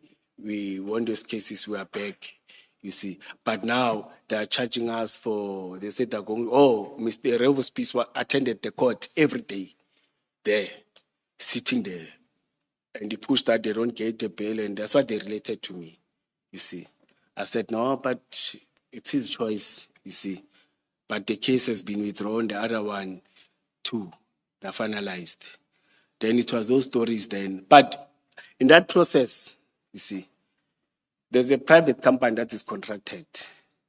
You see, now it's closer. Now that is contracted to the city.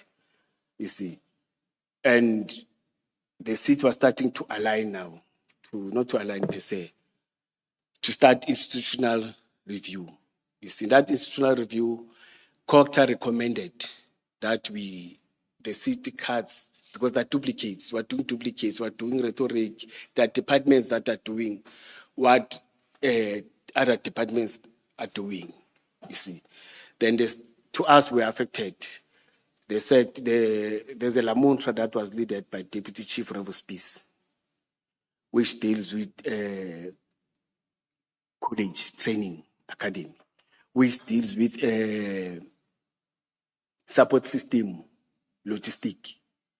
In terms of your uniform, they're supposed to assist us in terms of vehicle, bullet vest, anything that we need operationally. It was his responsibility to do that. Again, I said municipal court, you see, which is back office, that they deal with all the processes of processing your Section 56, if they be issued, liaising with the courts to make sure that the court roll are able to have those 56. Those processes have been processes. But that is contracted to a private company, you see. They will do warrants, they will do back office, they will process. It's a big, a very huge contract. I don't want to call it a tender, contract. That has been there since I came to the city.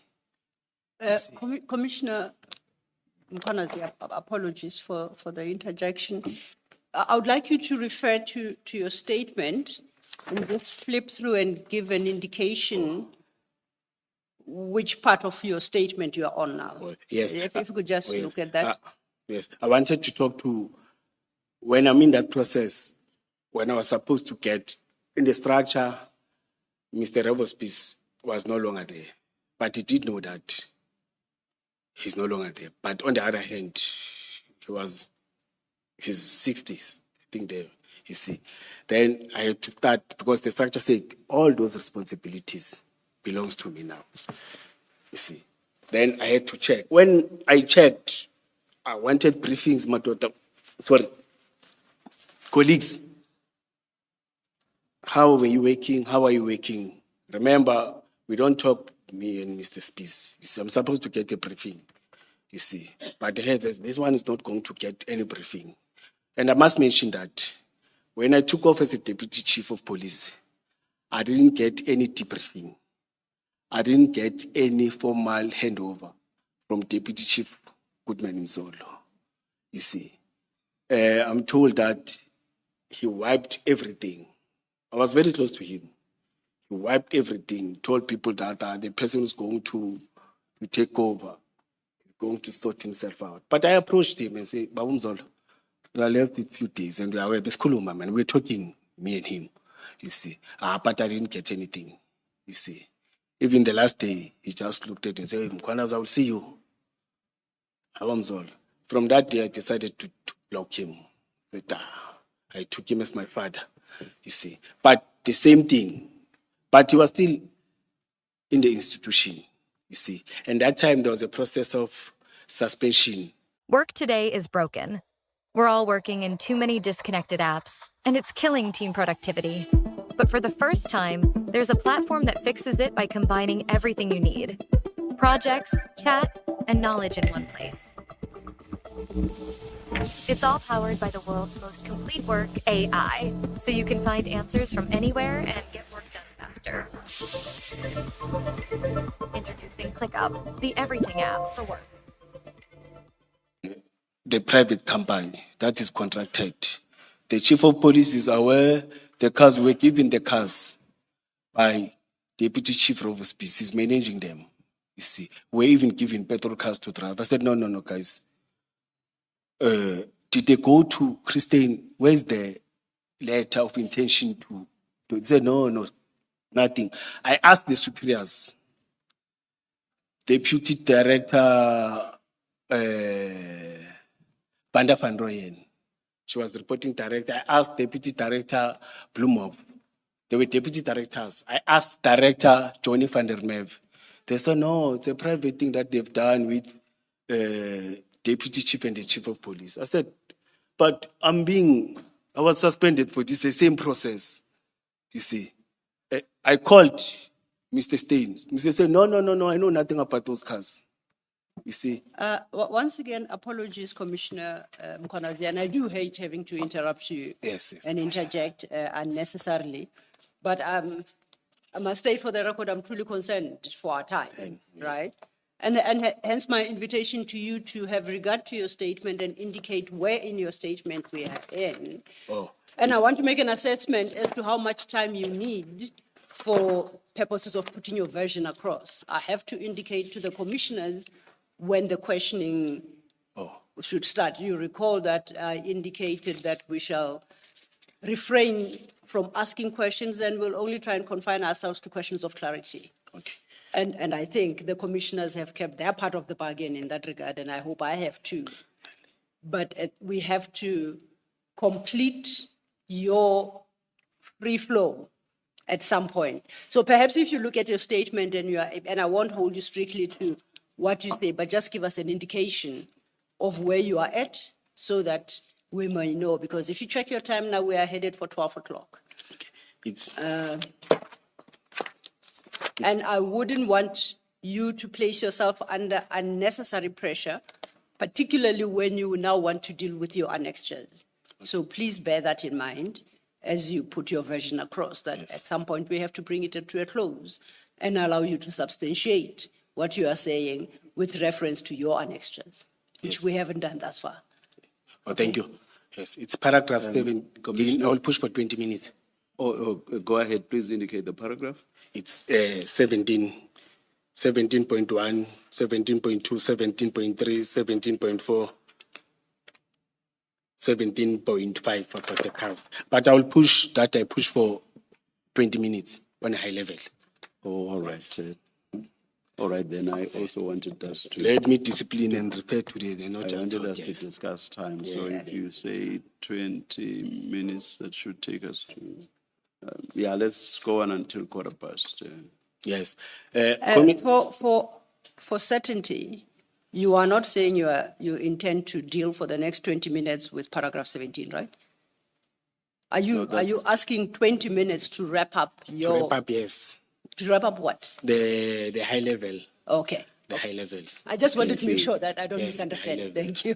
Yes. And thank you for keep on reminding me and calling me to Thank you. You're assisting me, yes. Yes. Yes. Then, Commissioner, I must mention that, you see, the tension between me and River Peace, I'm talking about paragraph 18, you see, started when we were coming in. Our background and our history, I think he checked us. Before we joined the Metro, we were from different political parties.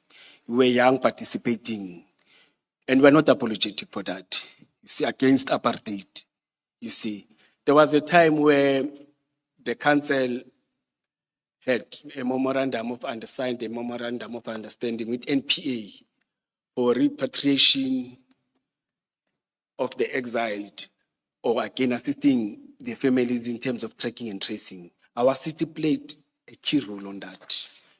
You see, when we were at stores, Captain Park, with one of the guys that was doing that, you see.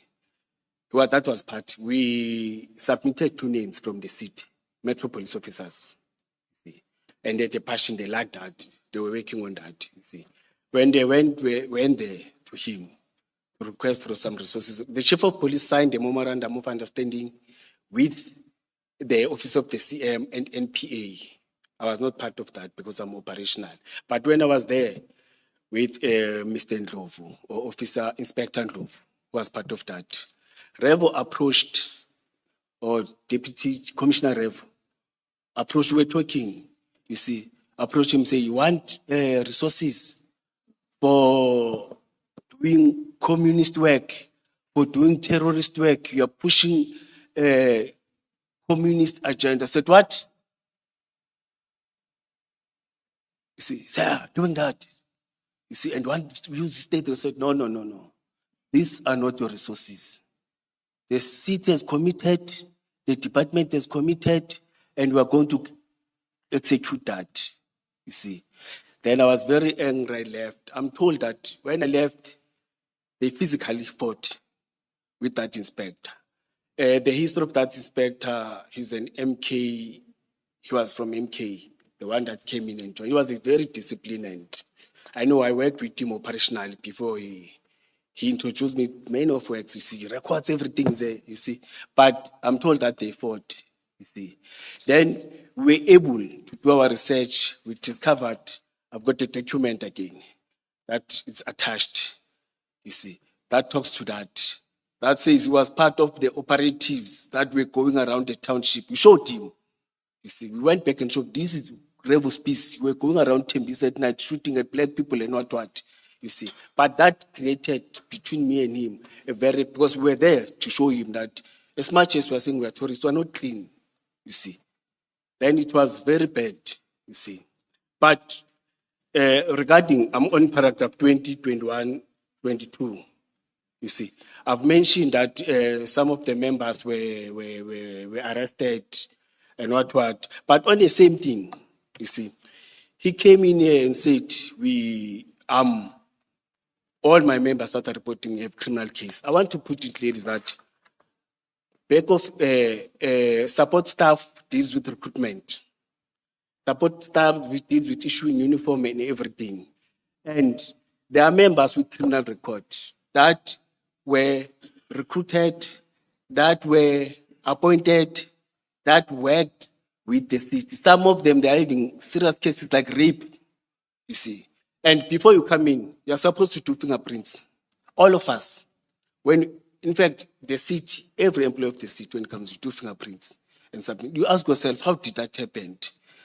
You see. But along the way, there's a process where members, he said, there was a communique 2023, it's attached, that says that SAPS lost fingerprints of 775, or they were not collected from SAPS, because we were supposed to do fingerprints, or we're doing fingerprints, all of us, you see. But ours and others, they didn't come back because they said they were lost.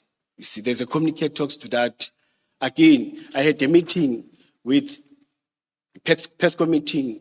It's a meeting where I, as a deputy chief Gwabe, chief of police, shared by chief of police, him from stores, Gwabe is from security and loss control, I am from operations and specialized, him is from Lamont subset. Then licensing is part of community safety.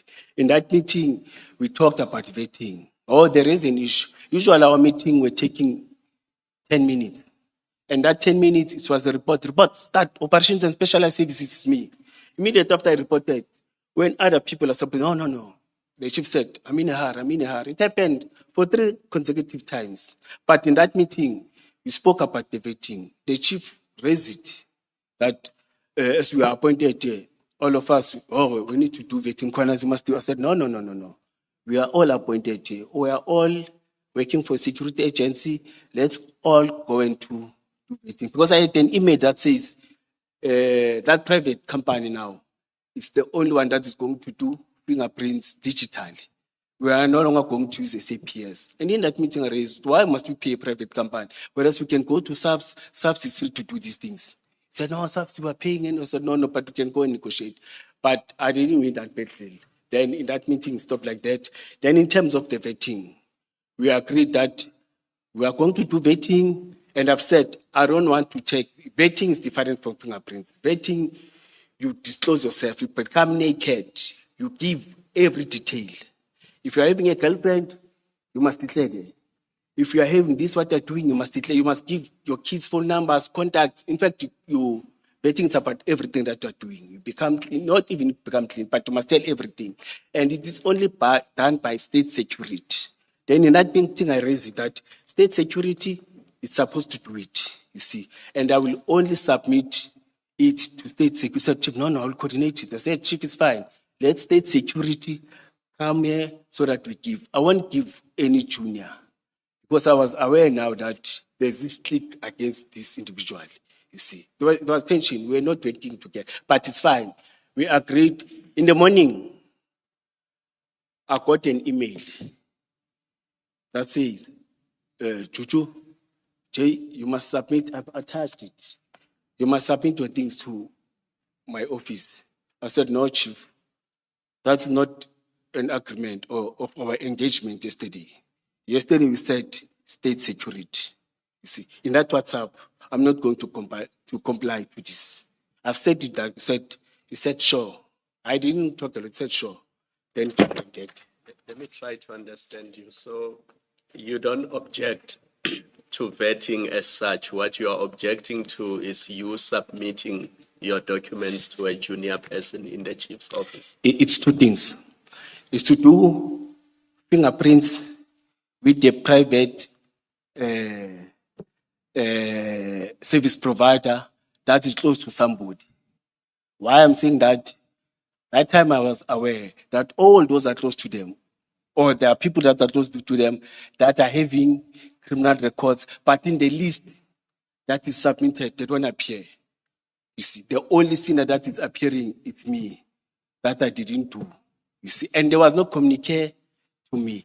And again, in the second one on the 2003, my name is not even CC'd, or there's no attachment. That says Julius. It was sent to all our JTM. It was sent to all other people, not me. You see, we met. Then we had a meeting with HR where I raised my concern that employees of the city are employed by you. You see, I'll be happy if all of us we do it with SAPS, but it must be run by you. It must move from us because we're having our own things. They think I'm having my people, and they think I said, no, it's fine, let it be done like that. Then it was quiet. Up until I raised it last year, May, humble apologies. Up until I raised it this year, when Deputy Revo Peace was no longer there, because he he took or he resigned or he claimed that he's taking a retirement. When we were starting investigation, the city gave me instruction and said, let's investigate this thing of Sintel. No, let me say that private company. Because there's something that is not good. So the whole... Can I just interrupt you before you move on to speak about Sentinel? Yes. On this vetting issue, when you say you went to the city and told the city that they must do the vetting, they must manage the vetting, who in the city did you talk to?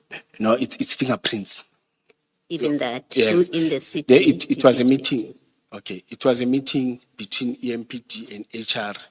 There were 4 officials, we were 4 from our side. Okay. Yes, we were talking about many issues, but it was part of it. And in fact, it became the main issue because I had to raise it in that meeting because I know that it created tensions. So you say you went to the city, and I'm just trying to understand. Yes. And I'm not yet debating. I'm just trying to understand you, to follow your evidence and what you're saying. You say you didn't object to fingerprints being taken, yours and your team's. Is that what you're saying? Yes, and Commissioner, you must remember, I was appointed in December. I took my fingerprints. No, Okay. just work with me because I'm trying to make sure I understand, I follow what you're saying. When you were speaking to Commissioner Khumalo now, you were talking about vetting. Now you're talking about fingerprints, and I'm confused about which one do you say you took to the city to say we are employed by the city and the city must deal with this. Is it the vetting? Is it the fingerprinting? Okay, let me answer. I didn't object to any of the two. But I said, let's do it with a recognized institution, a government institution. You see, that the process won't be manipulated. Then there were articles before we went to HR. Hold your horses, Commissioner. Oh, yes. When you went to the city, you took it out of the EMPD and you went to the city because the city is the employer. That's what I think I heard you say. My question is, in the city, when you went to discuss it with the city as the employer, who in the city did you have that discussion with? No, yes, I'm going to answer that. Okay. Yes. When we went to HR, it's their function to employ, to recruit, to promote. It's not our function. Us is to request from them. But us as MP did that. Then there were newspaper articles that said 300 and something EMPD officers are having criminal record. Okay. Then we were called to say, let's have a meeting with HR, and it was legal and corporate and HR to finalize this thing. Then we went to a meeting in Jimistin. It was 4 officials from HR. Hold on. I'm asking you, you say it's HR. You've now narrowed it down to you went to HR. Yes. Who in HR did you speak to about that the city must manage your fingerprinting, whether you're fingerprinting or vetting? Who in HR? Yes. In that meeting, those that I can recall, it is Madam Futi, I forgot the surname, and Madam Dombi, and it was advocate from Legal and Corporate. It was Advocate Zulu, who were part of the meeting. Okay. Then from our side, it was the 3 or 4 of us, me, the Chief of Police, Deputy or Commissioner Revospice. I'm not sure that Commissioner Gwabe was part of the meeting, but it was the team of 8 or team of 7 in that meeting. Yes. I know you have given names of who yes. dealt with. They may PK is a good South African. I'm all about easy steps. That is why I insure my car with budget. Keep it light, keep it tight, then switch and save up to $622 per month on your car cover. Budget insurance. It was quiet. That never happened. Up until I asked the CMA, there was this process, guys, 4 miles so, you see. We need to do those processes because on our oversight, each and every month, we sit at oversight account to councillors. See, councillors want to know about challenges that we're having, progress that we're having. We must give report about our monthly operations, monthly program developments that are taking place in the department, you see. And there was noise about this thing of fingerprints, the media, you see. But it's disappeared. But in an honest sense, it was 775 fingerprints that were not submitted, or they claim that SAPS lost them, or they were not collected. And there's another report that we submitted that talks to, for the past 5 years, as the department, we had 1,000 and something internal investigations. Some are external. Some they include IP. I've attached that report. Some are including IP. Some are talking about misconduct. Some are talking about those that are arrested and the court has found them guilty. Some are talking about those that are investigated. Some are talking about, but all those, the investigating team was requested to submit for the past 5 years. That's a report that was submitted and it is attached here, you see. But after that, nothing happened, commissioners. Then it was the challenge then of us and the investigation of stores or the contracts that are taking stores. Then there's a communication where we're instructed to run that. I instructed, because that time I was the acting chief of police, Mr. Mapie was suspended, you see. Then I requested that we appoint a person in a very senior level who will understand with the team of investigators to start those investigations and everything. Then there was a communication between us and the city. The city, I'm talking about other relevant office of the CM, office of the group CFO, and other relevant about these investigations. But there was no cooperation. The only cooperation we got is when we spoke to the director. The director said, no, I'm not managing that contract. The person who's managing in a formal meeting, and I think they spoke about that formal meeting where they said it was the CM and HODs and directors and I was part of that meeting.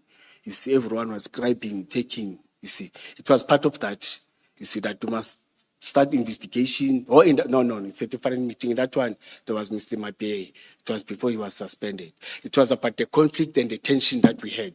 The city manager called all of us before this intel and wanted to call order. But it was very tense in that meeting, you see. And I'm the one who said, Deputy Chief of Police Revo Space is a de facto police. Because the Chief of Police didn't take any decisions at the MPD. I'm saying the Chief of Police, for the past 10 years as the Chief of Police, the decision were taken by Director Revo Space, Deputy Chief of... You will talk to the Chief of Police, Babane. You will agree, he will understand you. But immediately when there's somebody, he will turn. He will agree with you when he's looking at you. Once you go, and I will give you a report that, no, we agreed that this is happening with the Chief of Police. The next thing will hear, no, that won't happen. Tell that person that won't happen. And it won't happen.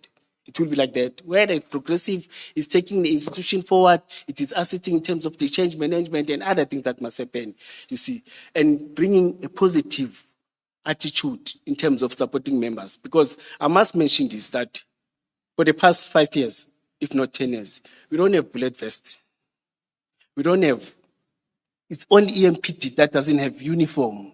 Now, when you go around and see female officers approaching you with their trousers, may I stand up just to show? With their trousers here, patched. No, it doesn't give a good reflection of the ambassadors of the city. I call them ambassadors. You see, you send officers to respond in a very challenging situation. You don't have communication radio. And to be honest, the city does provide. There's somebody who's sleeping somewhere who doesn't think of those that are operational. You see, I will talk to the strike, just to summarize. Before you talk to the strike, I apologize. You referenced a meeting where you said Revo Space is the de facto chief of police. Yes. My only question is, can you give more detail around that meeting? What meeting was that? Who had called the meeting? Where was it? Yeah. Oh, yes. In fact, all of us were complaining to the CM. The other side, they were No, complaining. that is you are talking about why there was a meeting. I want to Yes. know what meeting is it? Let's Yes. just confine ourselves to that. Yes. What meeting was this and who had called it? The city manager called the meeting after he has tried many times. So it make was sure- called by the city manager? Yes. At the city manager's office, Boardroom boardroom, whatever. office, yes. Do you have a sense of date? Guesswork. This It year, was- 2025, 24, 23, no. 22? No, it was last year, Okay. around August. Okay, 2024, August. August, September, early September or late August. Okay, that's very helpful. You see. Thank you. I won't take it No. any further. I interrupted you. You may get back to your narrative. Yeah. But it was after many concerns and frustrations that were raising to the Yes. city manager, all of us. He decided to call all of us. Okay.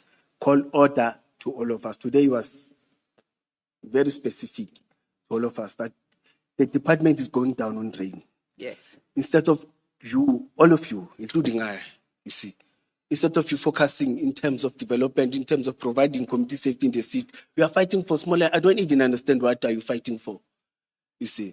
But then we moved, then the meeting as after raising concerns, all of us raised concerns, even other directors. It's arranged by concerns too. Then he said with the chief of police. But after that, the chief went on special leave, or he went, it was a special leave, something like that, you see. But it was after the frustration that we raised that we are not going anywhere, you see. And when you sit at oversight, they will tell you that you don't spend. See, we don't spend how? You see, all the budget that is allocated to EMPD is going back. You see, there was a time where, when we established a land invasion, we were given 37 million as the city to make sure that we procure resources, we capacitate land invasion, because the city is suffering in terms of land invasion. And we had land invasion in 3 regions, and they're all reporting to directors, and the directors that are reporting to me. In one of the meetings, I said, no, it's fine, Chief. One of my responsibilities, you see, it's budget. We do budgeting. It's to deal with finances. Can I be given a plan to make sure that we plan and make sure we utilize that 37 million? So what 37 million? Say, there's not 37. The finance took it. I drove to finance. The finance said, no, don't point the finger at us. They said we must move that to security and loss control. I said, no, they can't move without money, without me knowing. But it happened. And secondly, operations is supposed to run this private, this contractor that I was talking about, because it has to do with operation. It is us that are doing traffic law enforcement and everything. But it was decided, no, we will manage that, but it's fine because it was having its own thing. The strike that came in last year, March, I'm summarizing, you see. The strike that came in last year, February, March, of the frustrations of officers in terms of they demanded salary increase, they demanded transport, they demanded promotions, they demanded, there were 5 or 6 demands, but it was the frustrations about the building that we're having. Commissioner, I invite you one day to come and do surprise visit. Put it good whilst I'm still suspended, you see. And check the buildings where officers, EMPD officers are reporting to. Some ceilings are collapsing. Whilst there's a budget that has been allocated. You see, secondly, we're able now, you see, able to push when DSP or Deputy Chief Police retired. No, not retired. His line is not retired. He went to the city of Tshwane, and the chief was suspended to buy more than 100 cars. You see, the cars that we were unable to buy for 5, 7 years, 8 years. You see, now the guys that they are pleased with the issue of uniform and other things, because we discovered that some of the uniform, not to say it's not there, The uniform is hiding somewhere in containers. The containers where we keep cars, stolen or not cars, damaged cars or cars that were impounded. You know why they were hiding there? So that we keep on pushing the service providers to provide uniform. But when we go and demand for uniform, there's a photo that I'm going to provide. I, as a deputy chief of police, it is difficult to get uniform. There's a photo that they presented that I was wearing a sword, where looking down we call them gadgets. Yes. Yeah, you see, it was like a joke. Commissioners, our gadgets or our sword must look down.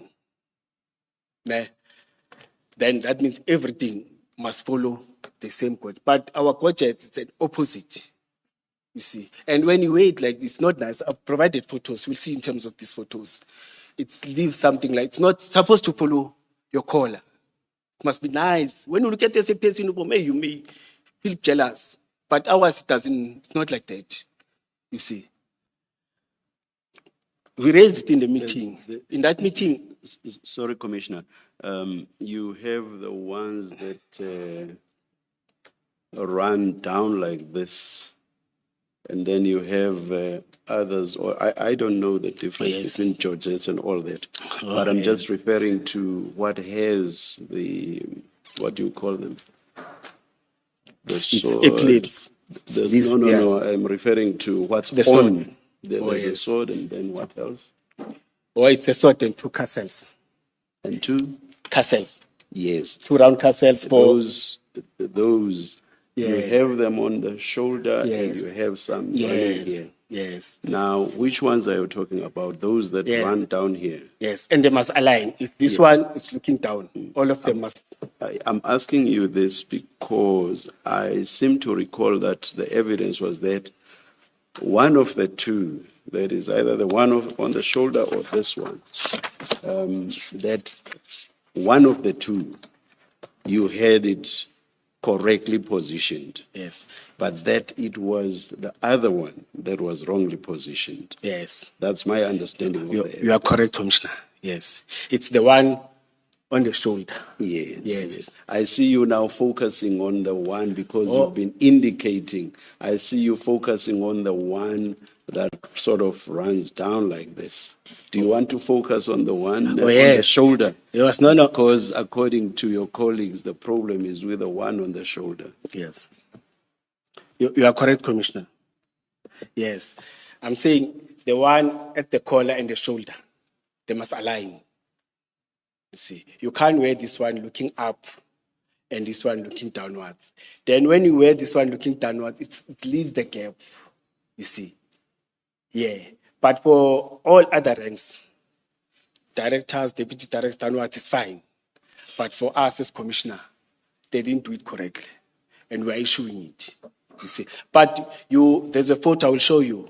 You can see that when I'm wearing the combat one is correct, but the step out one is not correct. But to summarize it, there's a question that I was asked that, hey, you are wearing this rank. Where did you take this rank? It is now 19 minutes past. I will allow you until half past. At half past, I will stop you. Yes. Who conferred you? Who appointed you? I went to the interviews. I applied. We went to the interviews. On that day, it was me and the deputy director for this position. See, started the interviews. I attended the interviews. We were informed that, I was informed that I must go to somewhere in Sandhurst or somewhere in Sentin. It's the second interviews with external. You see, but whilst I was still waiting, that I got an invite. It is attached. You see, that the processes of court says that for that position, you can't only do internal interviews. There's a second process, second phase, where they check in terms of your capable to lead, your management style, leadership style, understanding finances, understanding the economics management. We are able to do problem solving. It's about all those things. I think it's about 10. You see, I attended. It's like a psychiatrist. Say what is called. There's a best terminology that I want. Psychometric. No, let's say it's psychometric test. Let me say so. But I wanted a better psychometric test. I did that. So apologies, Commissioner.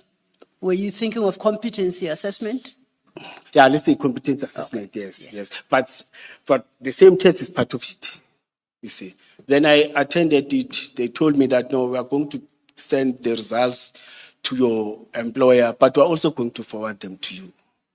You see, they were forwarded to my employer, they were forwarded to me. Then I was called, Mr. Mkhwanazi, you are successful in terms of this position.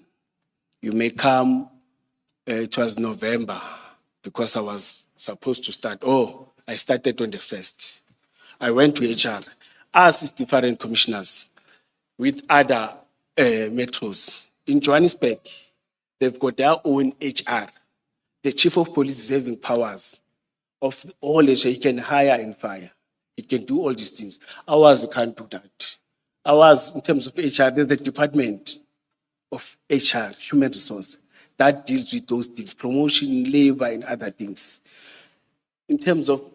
And in the interest of time, may I interject once again? Yes. Just to provide specificity. You say you were called by HR. Yes. Who called you? Let's just mark that. No, it's officials there. It's junior officers that deal with that. That invite you. Yes, they invite Okay, you to come. Even on interviews, you are called by those juniors. No, this is after your assessment. You said you received your own competency assessment results. Yes. You received them. Yes. And then you said subsequently there too you were invited by HR. Yes. And now you're saying you were invited by junior officials. No, those that called is those that are doing admin work. No, that's fine. I'll accept Yes. that. I'm not have an issue. Yes. I just want to understand, did the junior official indicate for what purpose you were being invited? No, they're very clear that you have been successful. That documents and everything that you must come. Those are the junior officials Yeah, that that told do you admin. that. That's what they do. Every time when there's promotion, it is them that run administrative paperwork and everything. All right, You thanks. see. I'm clarified. But when I was there, you see, I think it was HR.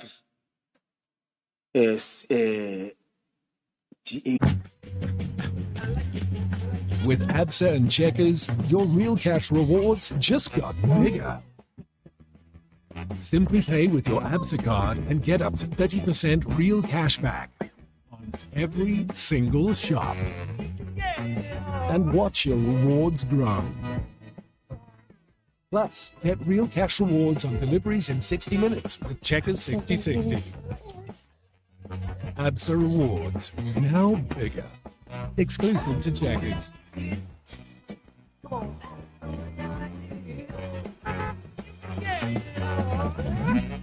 Is there. I've attached it. You see, I've signed, and when I signed, I was not hip in terms of the benefits. Remember, now I'm becoming a contract. You see, I'm supposed to pay 100% out of the benefits that I'm getting. You see, when I checked the amount, it was far less than that, than what I'm getting with all the benefits and everything. You see, I tried to write a motivation because I was told that no, you can write a motivation, they will adjust and do everything. But till today, you see, deep down I say it was better where I come from than where I am, because there's full responsibility and everything. May I make this request to you? Because in our engagement with the retired city manager, I think I have a sense of which letter you are referring to. I think it is the letter appointing you to the position of deputy commissioner. Yes. Yes. Yes. So we've had sight of that letter, and actually, I say we have had sight of that letter. Oh. We have seen where, if that is what you are referring to, you, in handwriting, you made your motivation. Yeah? And we assure you that when we dealt with that letter, we did not call out the numbers listed therein so that people don't get a sense of what your offer was, how much you wanted increased by, and the like, right? Yes. And it was My question is, would you be able to provide at least the commissioners, even if it's on a written piece of paper, what you were earning before you were promoted on a permanent basis, so that they can have an appreciation of the drop in salary you then were to experience by accepting this position? And commissioners, one must mention that, when you are from inside getting promoted from the director to that position, you are losing. That's why it can't even attract any other people. That's why it was only two of us. It's the person from a deputy director downwards that will see something. But from the director position, you are only taking responsibility in a 5-year term. Unlike those that are having overtime benefits, housing allowance, and other allowances, and they know they're having them permanently so. You, Commissioner, you don't have a challenge, right, providing that at the right time? It doesn't have to be now.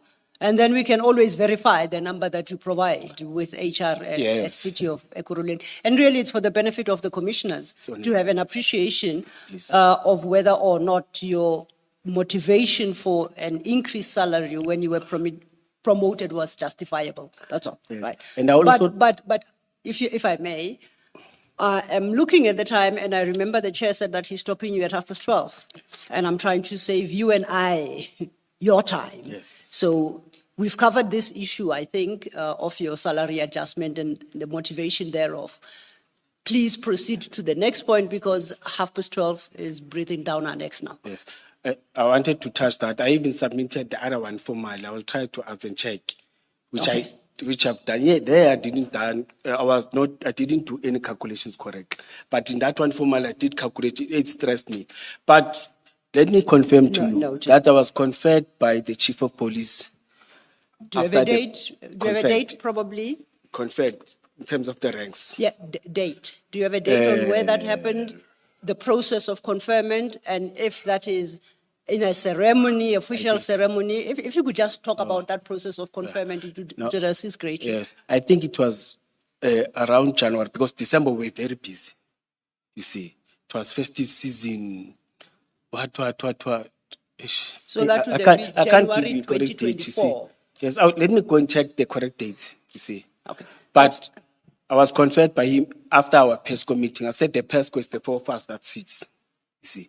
And there was Chief Superintendent Kilebogile Tipa in that meeting. She took photos, you see, because I can't focus when I was conferred. And that's why we even discussed that these gadgets, they're wrong. You see, he even said to me, you see, no, Julius, Jay, call me Jay. These things are not supposed to look, the swords, they're not supposed to look upwards. They must look downwards, because we're fighting with these officers. We must be strict against these officers, you see. Then we raised the issue, but this thing, Chief said yes. Then Deputy Commissioner Revo agreed that no, but these things were done wrongly. They were manufactured wrongly, you see, not that. But I'm trying to confirm that I was conferred by Chief of Police Isaac Jabulani Mapiyeye. You were about to describe the ceremony of conferment. No, Are you able to yes. like, No, is there a stock ceremony where these things happen, or is it ad hoc? As he meets you in the passage, he may decide to take opportunity and confer. How exactly does it happen within the ELPD? Okay, thank you. It's ad hoc. It's not formal. Okay. Some may come, even if you didn't come to that. It's a 30 minutes or 10-minute thing. What happens in that 30 minutes? I come and tell you that congratulations, you have been appointed as for that position.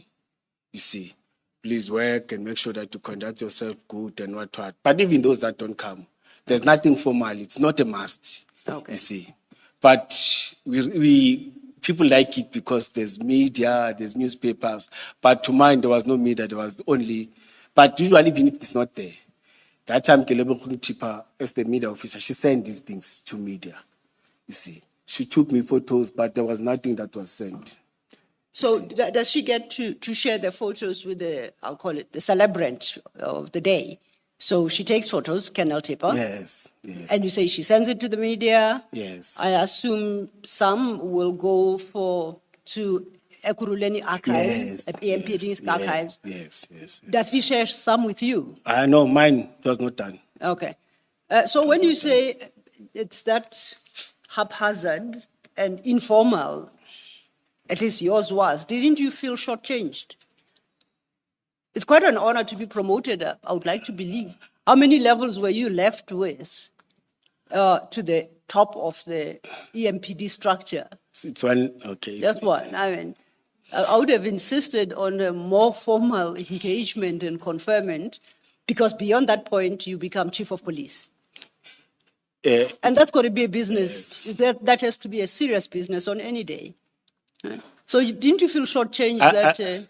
I did. Did you at least raise it with somebody that you are aggrieved? No, I did understand the politics and the challenges. Oh, you did understand? Yeah, I said, it's fine. Okay. You see, my duty or my responsibility is to go and serve. Okay. So you are going to check the data. I won't hold you to this, but you had said that this happens beginning of 2024. Yes. No. At the 20, beginning of, yes, you are correct. Beginning of 2024. Yes. Okay. 2023, December, but at the beginning of 2024, January. That's where, yes. I won't ask you for the date because you don't have the detail. Yeah. But I started to wear the ranks. Yes. They are correct on the 1st because I was supposed to come and work. The contract says you are working on the 1st, and I was supposed to wear my rank. I worked my ranks. Then we... So you can wear them before they are officially conferred? Yes. Oh, yes. okay. There's nothing formal. There's no police. There's nothing that guides us. Okay. So how do your colleagues get to know if there is no formal conferment process? How do your colleagues get to know one day to the next that perhaps they should start saluting you now because they are junior? Will they just see you with different Georgettes and the like, and they know, oh, things have changed? I called our logistic. Yes. The deputy chief rev is correct and say, guys, I need the ranks. They said, I'm appointed as the deputy chief of police. But they were aware. The top management was aware, but they didn't tell the juniors. So then if you managed to get them before the chief of police conferred them onto you, what was the purpose of January 2024? You already had them. Yes. So what was the purpose of that entire exercise? I don't know. Because December, I was operational. It was festive season. We were everywhere. So why didn't you ask them, what's this shame all about? Why did you call me here? It's the chief. Maybe it's the formalities that you want. I know. Now, where did you obtain them from? Do you buy them in a shop? Huh? No, the stores. The stores. Yes, but they don't just give you, they want an appointment letter. Oh, I see. Yes, so, I had to give. They don't have to be instructed by the senior either confirming your appointment or who shall be conferring the rank. It is enough that you, the beneficiary, if I may call you that, presents yourself, waving your letter, and you say, I've come to get my Georgettes, and there's another name of the other thingies. I was not sure that time with their processes. But, which one did you adopt? To me, they were strict and say, Nduna, they respect him, they didn't fight with me. Nduna, we'll need a letter. Yes. So I had to give them a letter. Then that's when they started to give. But in fact, they didn't have. I had to take the one that were left by Mr. Mzolo then. Yes, the old ones. And where did you get those ones from? From the stores. Oh, okay. Mr. Mzolo handed them back into the store. Yes, you are supposed to hand them. Oh, you don't keep them for life? No, it's not yours. Yes, now, we are so way past our 12:30. No, it's not yours. That the chair is about to fight with us. So if I may then, you ask that perhaps we use the next 25 minutes or so engaging now with the content of your statement, hopefully to take us to lunch. I'm requesting for bathroom just for 1 minute. Yes. I don't know. It's not for me to say yes. I apologize. Oh, sorry.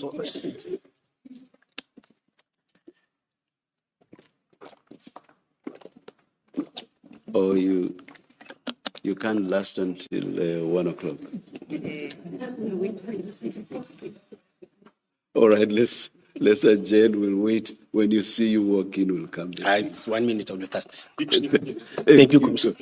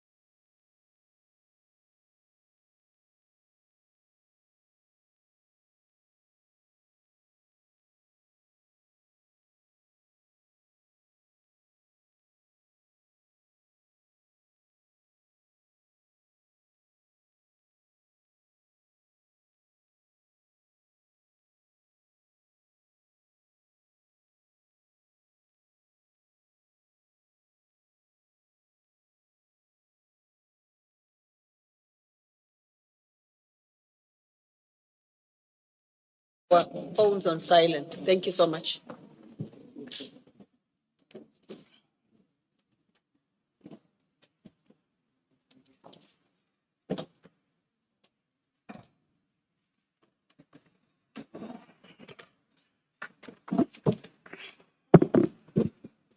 Commissioner, I must apologize. I should not even have suggested that it should last until 1 o'clock.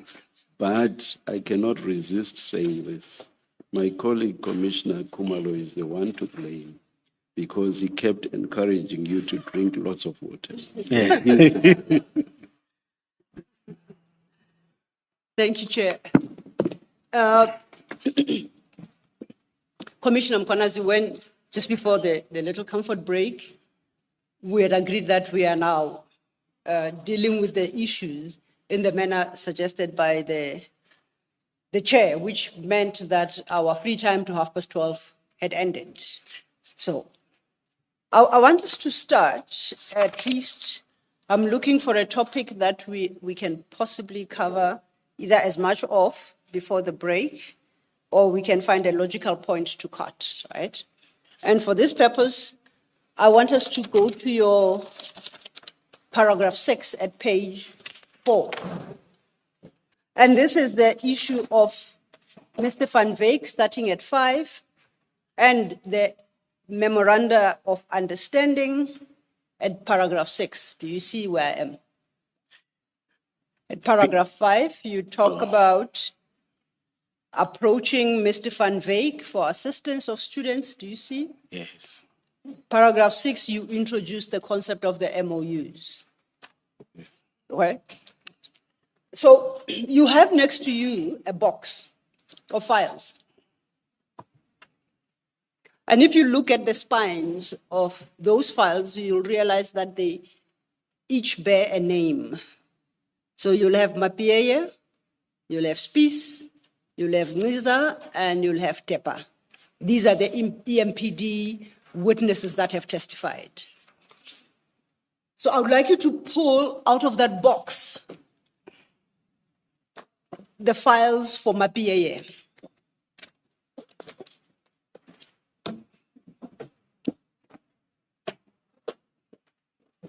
Now, there'll be two, I want the annexure file, really, for the moment. One is written statement, Mapieye statement, the other one is Mapieye annexures. You've got it.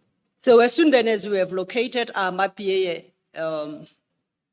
annexure file, you will notice that the documents in there are all flagged and numbered inside the file. Oh, yes. Do you see that? JM. Yes. They're all JMs, and they start from JM1, and they will run until JM35. Yes. Okay. So when I refer you to a document from a file like that, the annexures file, I'll identify the JM number, and I will also direct you to the page number where that annexure is, and I'll describe the annexure for the record. Yes. Are you happy with that? So now let's start at JM12. JM11, I apologize. JM11 starts at page 55 of the Mapieye annexure file.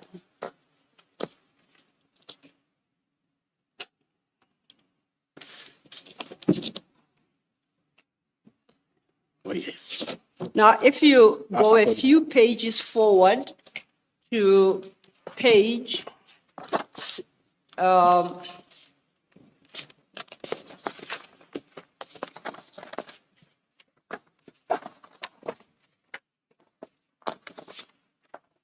we've got I said JM11 at page 55, correct? I shouldn't confuse you. Yes. Okay. Then the next one will be JM12 from page 131. No, what? Page 62. Got too many markings here and I read the wrong number. Should be page 62. Have you located the second document?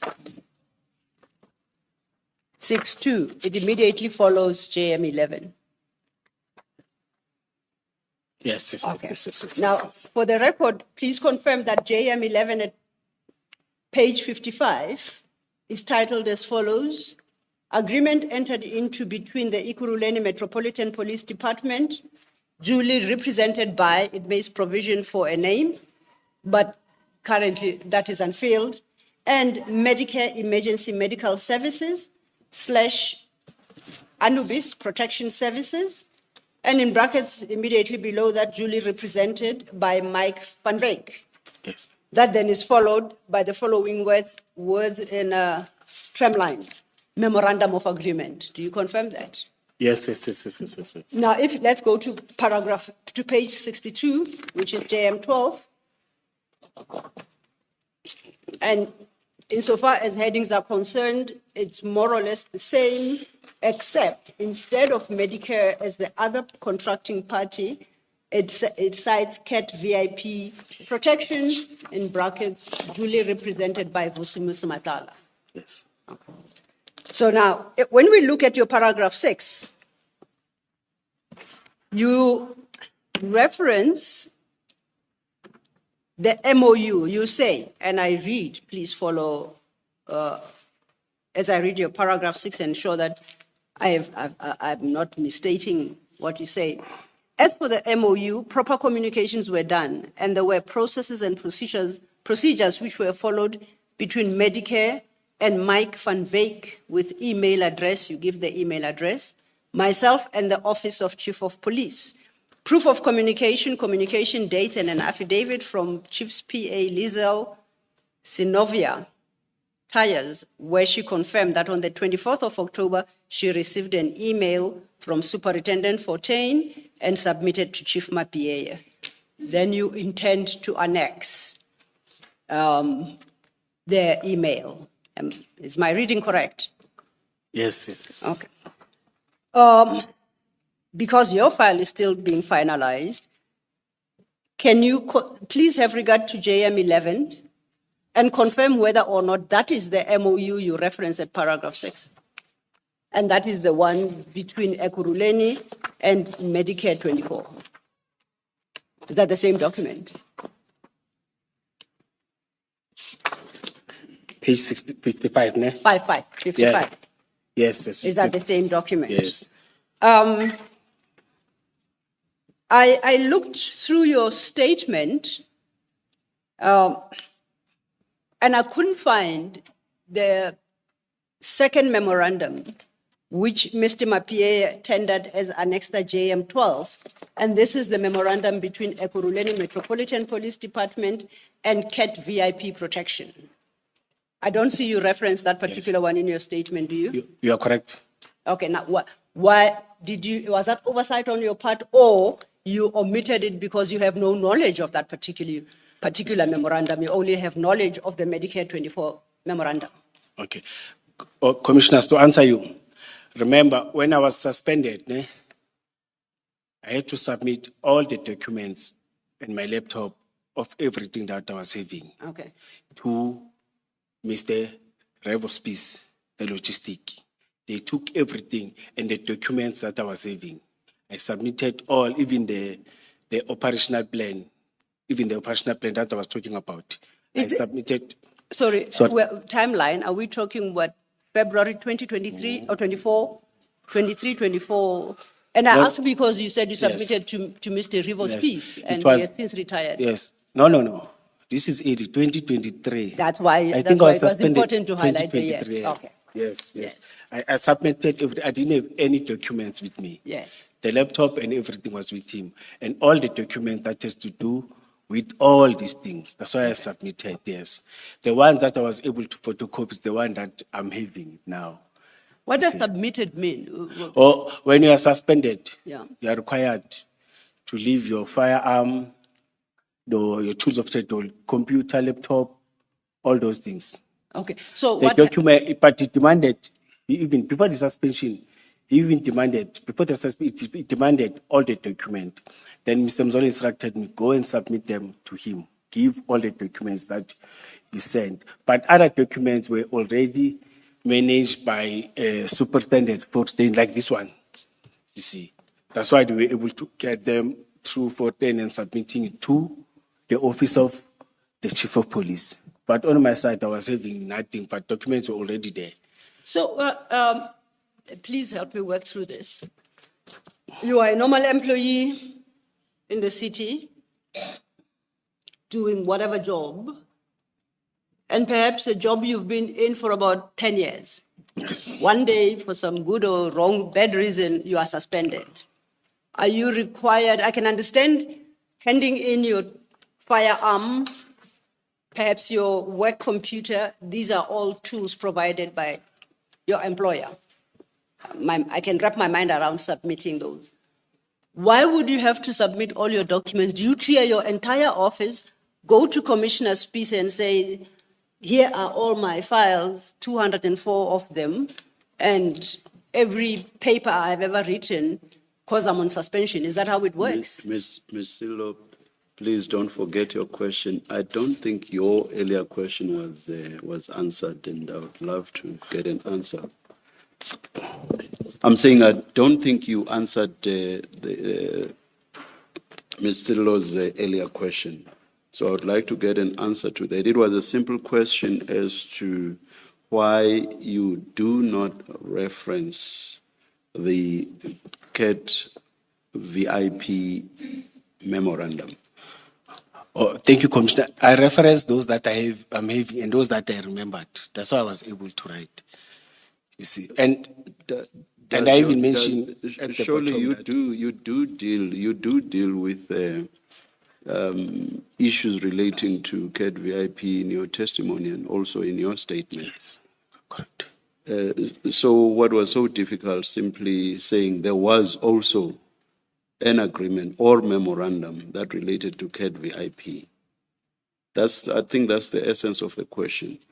And you have not forgotten that fact, surely, the very fact that you do talk about CAT VIP. So why did you not reference the memorandum in that regard? Commissioner, when you check, I don't even talk about the cannabis protection services, you see, because even it's out of me. But I know that I have documents that were submitted to the office of the chief. Other documents were submitted as per instruction of my deputy chief, and I complied and said, no, take everything because I feel that I'm clear, there's nothing to hide. I'm not at the stage of the taking. Because this happens when? The taking. This happens in 2023, you say? Said the taking. Taking or having to give your documents and whatever else to Commissioner Spies. Yeah. That happens in 2023, correct? May I refer? Suspension is 2022, ne? 2020? 2023 February. Yes, 2023 February. 2023. February, yes. The memoranda were concluded or purportedly concluded in 2021, not so? I may say so, but I don't have specific dates. The dates that appear here, but I'm sure Ms. Silo is still going to take you there. Please. The dates appearing here, I think, say 2021. Yeah. So the simple point I want to make, Commissioner, is that I do not understand your repeated reference to, no, my documents had since been taken. Point is, as at 2021, these agreements in terms of the memoranda are concluded or purportedly concluded. And surely you remember both incidents. So the simple question is, why do you not reference the memorandum relating to CAT VIP? That's the simple question. That has nothing to do with the later fact of you handing over the devices and whatever else. Commissioner, I want to say oversight, but I didn't have documents with me, you see. That's my challenge, you see.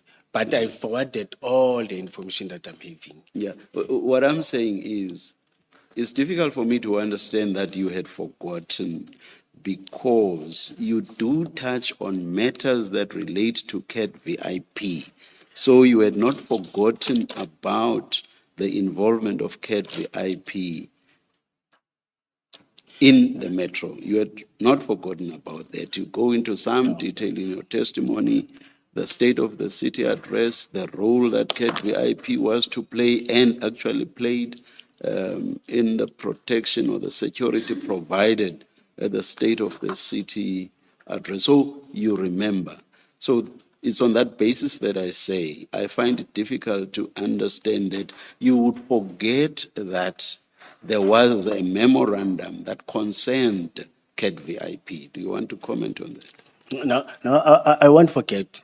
That's why I was able to touch. But then that if you won't forget, that immediately takes me back to Advocate or Ms. Silo's question. Exactly. Why did you not reference that memorandum then? I think it may be my oversight when I was submitting yesterday. Thank you. That's the simple answer. Yes. Thank you, Chair. Yes. Thank you. Thank you. So you referenced the Mike van Wyk Memorandum of Agreement, Medicare 24. Now, in trying to explain to me why it is you decided to reference one and not the other, you spoke about your suspension in 23 and handing over your tools of trade to Commissioner Spies. But then you said all your documents you also hand over to Commissioner Spies. And you were about to explain whether that's how it happens at Ekurhuleni, that you hand over all your files and every scrap of paper you have ever produced in that position, once you are suspended, you are not dismissed, you are just purely suspended. Firstly, is that how it happens in Ekurhuleni or EMPD, if there's a difference? And secondly, when the suspension is uplifted, is possession restored to you, or what happens? They disappear into the deep black hole. How does it work?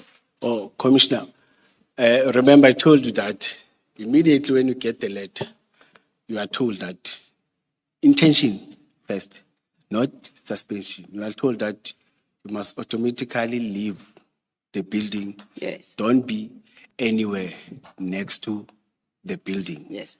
You see. Then within 48 hours, you are supposed to submit, or within 48 hours, you must respond in writing. Then within that 48 hours, supposed to submit everything, but you are not allowed in any building now, you see, or in any space of the municipality. Okay. You see, I can go to municipality to go and pay services because I'm a resident. Okay. You see, but they take it from our salary. You don't have to go there. You see, then that's how it happens. You are not allowed in any space. Remember, and those offices are not your offices. They're municipal offices. They can go when they're doing investigations. They can go at any time, take whatever document, and you're not allowed to communicate with the subordinates. No, I appreciate and that. Right now, I'm pursuing the fate of the files. Yes. So I understand get you. everything you're saying, Yes. and I do accept that once you're on suspension, you're not permitted to set foot at your employer's premises or attempt to go into your office. I accept that. Yes. I was just trying to understand when you suggested that you gave your files to Commissioner Spies, because I want to run ahead and say, I know that your suspension was uplifted on the 24th of June, 2023. Oh, yeah. Correct? It's June, yes, after 3 months, business Yes. license. When you went back to the office, how did you locate your files? Did you ever locate them? Were they gone for good? What is the position there? There are two things that I did. Yeah. I didn't want my firearm back. You didn't want it back? Yes, because it was used. They took it to the ballistic, or they used it. Okay, let's See. park. I want to come, see. I want us to park that. We'll Yes. come and deal with it because that's an interesting aspect Yes. you introduced. Let's Yes. let's Even- finish the file. Yes, even the laptop. I demanded for a new laptop because they tampered with my laptop. Okay. I'll put it to the list of what we are Yes. coming back to now. Yes. So when we come Yes. back after lunch, we are going to talk about this tampering with the computer, your laptop, and the ballistic issues. But for now, you are still. We are still trying to track down your files, remember? Yes. Where are they? You are back in office on the 24th of June, 2023. Where are your files at that point? Now it's my laptop. You see, files that we submitted, they are with Commissioner Revo, and the other ones, especially this document, were with Madam Fortain because they were submitted. She was facilitating the process. If you are back at work after your suspension is lifted, I take it that you are expected to do the job you were performing before you were suspended. Now, when you are confronted with a situation that your files are taken, how are you expected to do your job? There was no communication. I continued because I know operational work. That's why to get. So you just did it off the top of your memory? Yes, You Commissioner. rejected the computer, the laptop, I'm hearing it for the first Yes. time. So you didn't rely on stored information in the computer. Spies made off with your files, or Commissioner Spies made off with your files. How do you continue with your work? That's an exceptional memory, No. if you rely on memory. Okay. No. When you come back, Yes. remember, they restore the new computer, they program it. You are able to retract some, Okay. able to get some. All You see. right. But remember, right time I'm back, there's nothing that is happening. I'm continuing. Oh, I had to respond to IPIT, then I wrote that thing, then I continued with other things. And some document that I was able to submit, I submitted them. Now, this JM11, the Van Wyk, I'll call it the Van Wyk MOU, just purely so we don't confuse it with the other MOU, which is not part of your statement, the Matlala MOU. Yes. Where did you get this MOU for purposes of this commission? No, I didn't submit it. I don't have. You don't have it? Yes. I said, no, let me be honest. I was able to get information from you, commissioners, from this commission. Anything that has to do with me and the documents, and I was so surprised. I even told the person that I consulted yesterday, he said, "What? You know what? It's like I got information from you of what was happening about me, what is taking place, and. There was nothing. It was quiet, except Okay. the newspaper and everything. So technically, therefore, this MOU you received from the commission when it served you with the notice that they would like you to present yourself, and the commission referenced in that document, you remember we called Rule 3, Yes. the witnesses that have testified and have implicated you. If you go to that document with the flag Rule 3 or second page, it lists the witnesses, Mapie, Spies, Niza, Tepa, and Witness D. Yes. So you are told that by the commission. Yes. The commission has assisted you to get full copies of their statements. Am I correct? They were provided to you, their statements Yes. with annexures Yes. and transcripts of their testimony. Yes, but it was very huge. I read. No, some of them. you're not going to write an exam on that. No, I'm not going to test you on that. I just want to test that. Yes. So, are you suggesting then that you got, for instance, the Van Wyk MOU from what the commission provided to you? No, I submitted the documents that I'm having to you because I was told I'm going to get a file from you that is saving all the documents. Yes. Yes. So That's then what I that did. takes us back to the chair's point. How do you remember the Van Wyk MOU in your statement, and you don't remember at all the Matlala MOU, which in the documents made available to you by the commission follows immediately the Van Wyk's MOU?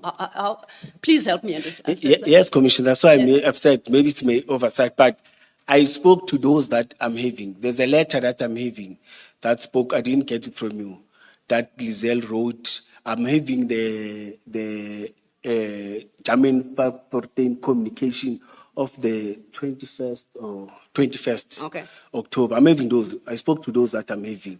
Then I was able to check Madam Lebu's Tipa's testimony, Revo's testimony, you see, but not all of them, because I wanted to, I was pressured by time, I wanted to respond and submit a statement. So then in closing, Ms. Sello, the break. I know, yes. Can I just close this topic with just a comment? In fact, it's not even a question.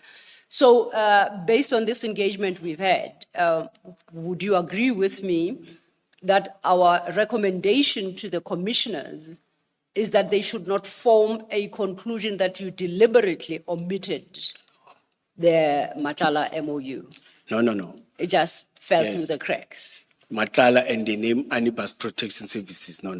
So when we come back after lunch and we talk about these documents, you'll be able to guide the Yes. I will talk to you. Thank you. Thank you, Chair. Let's adjourn and come back at 2 p.m.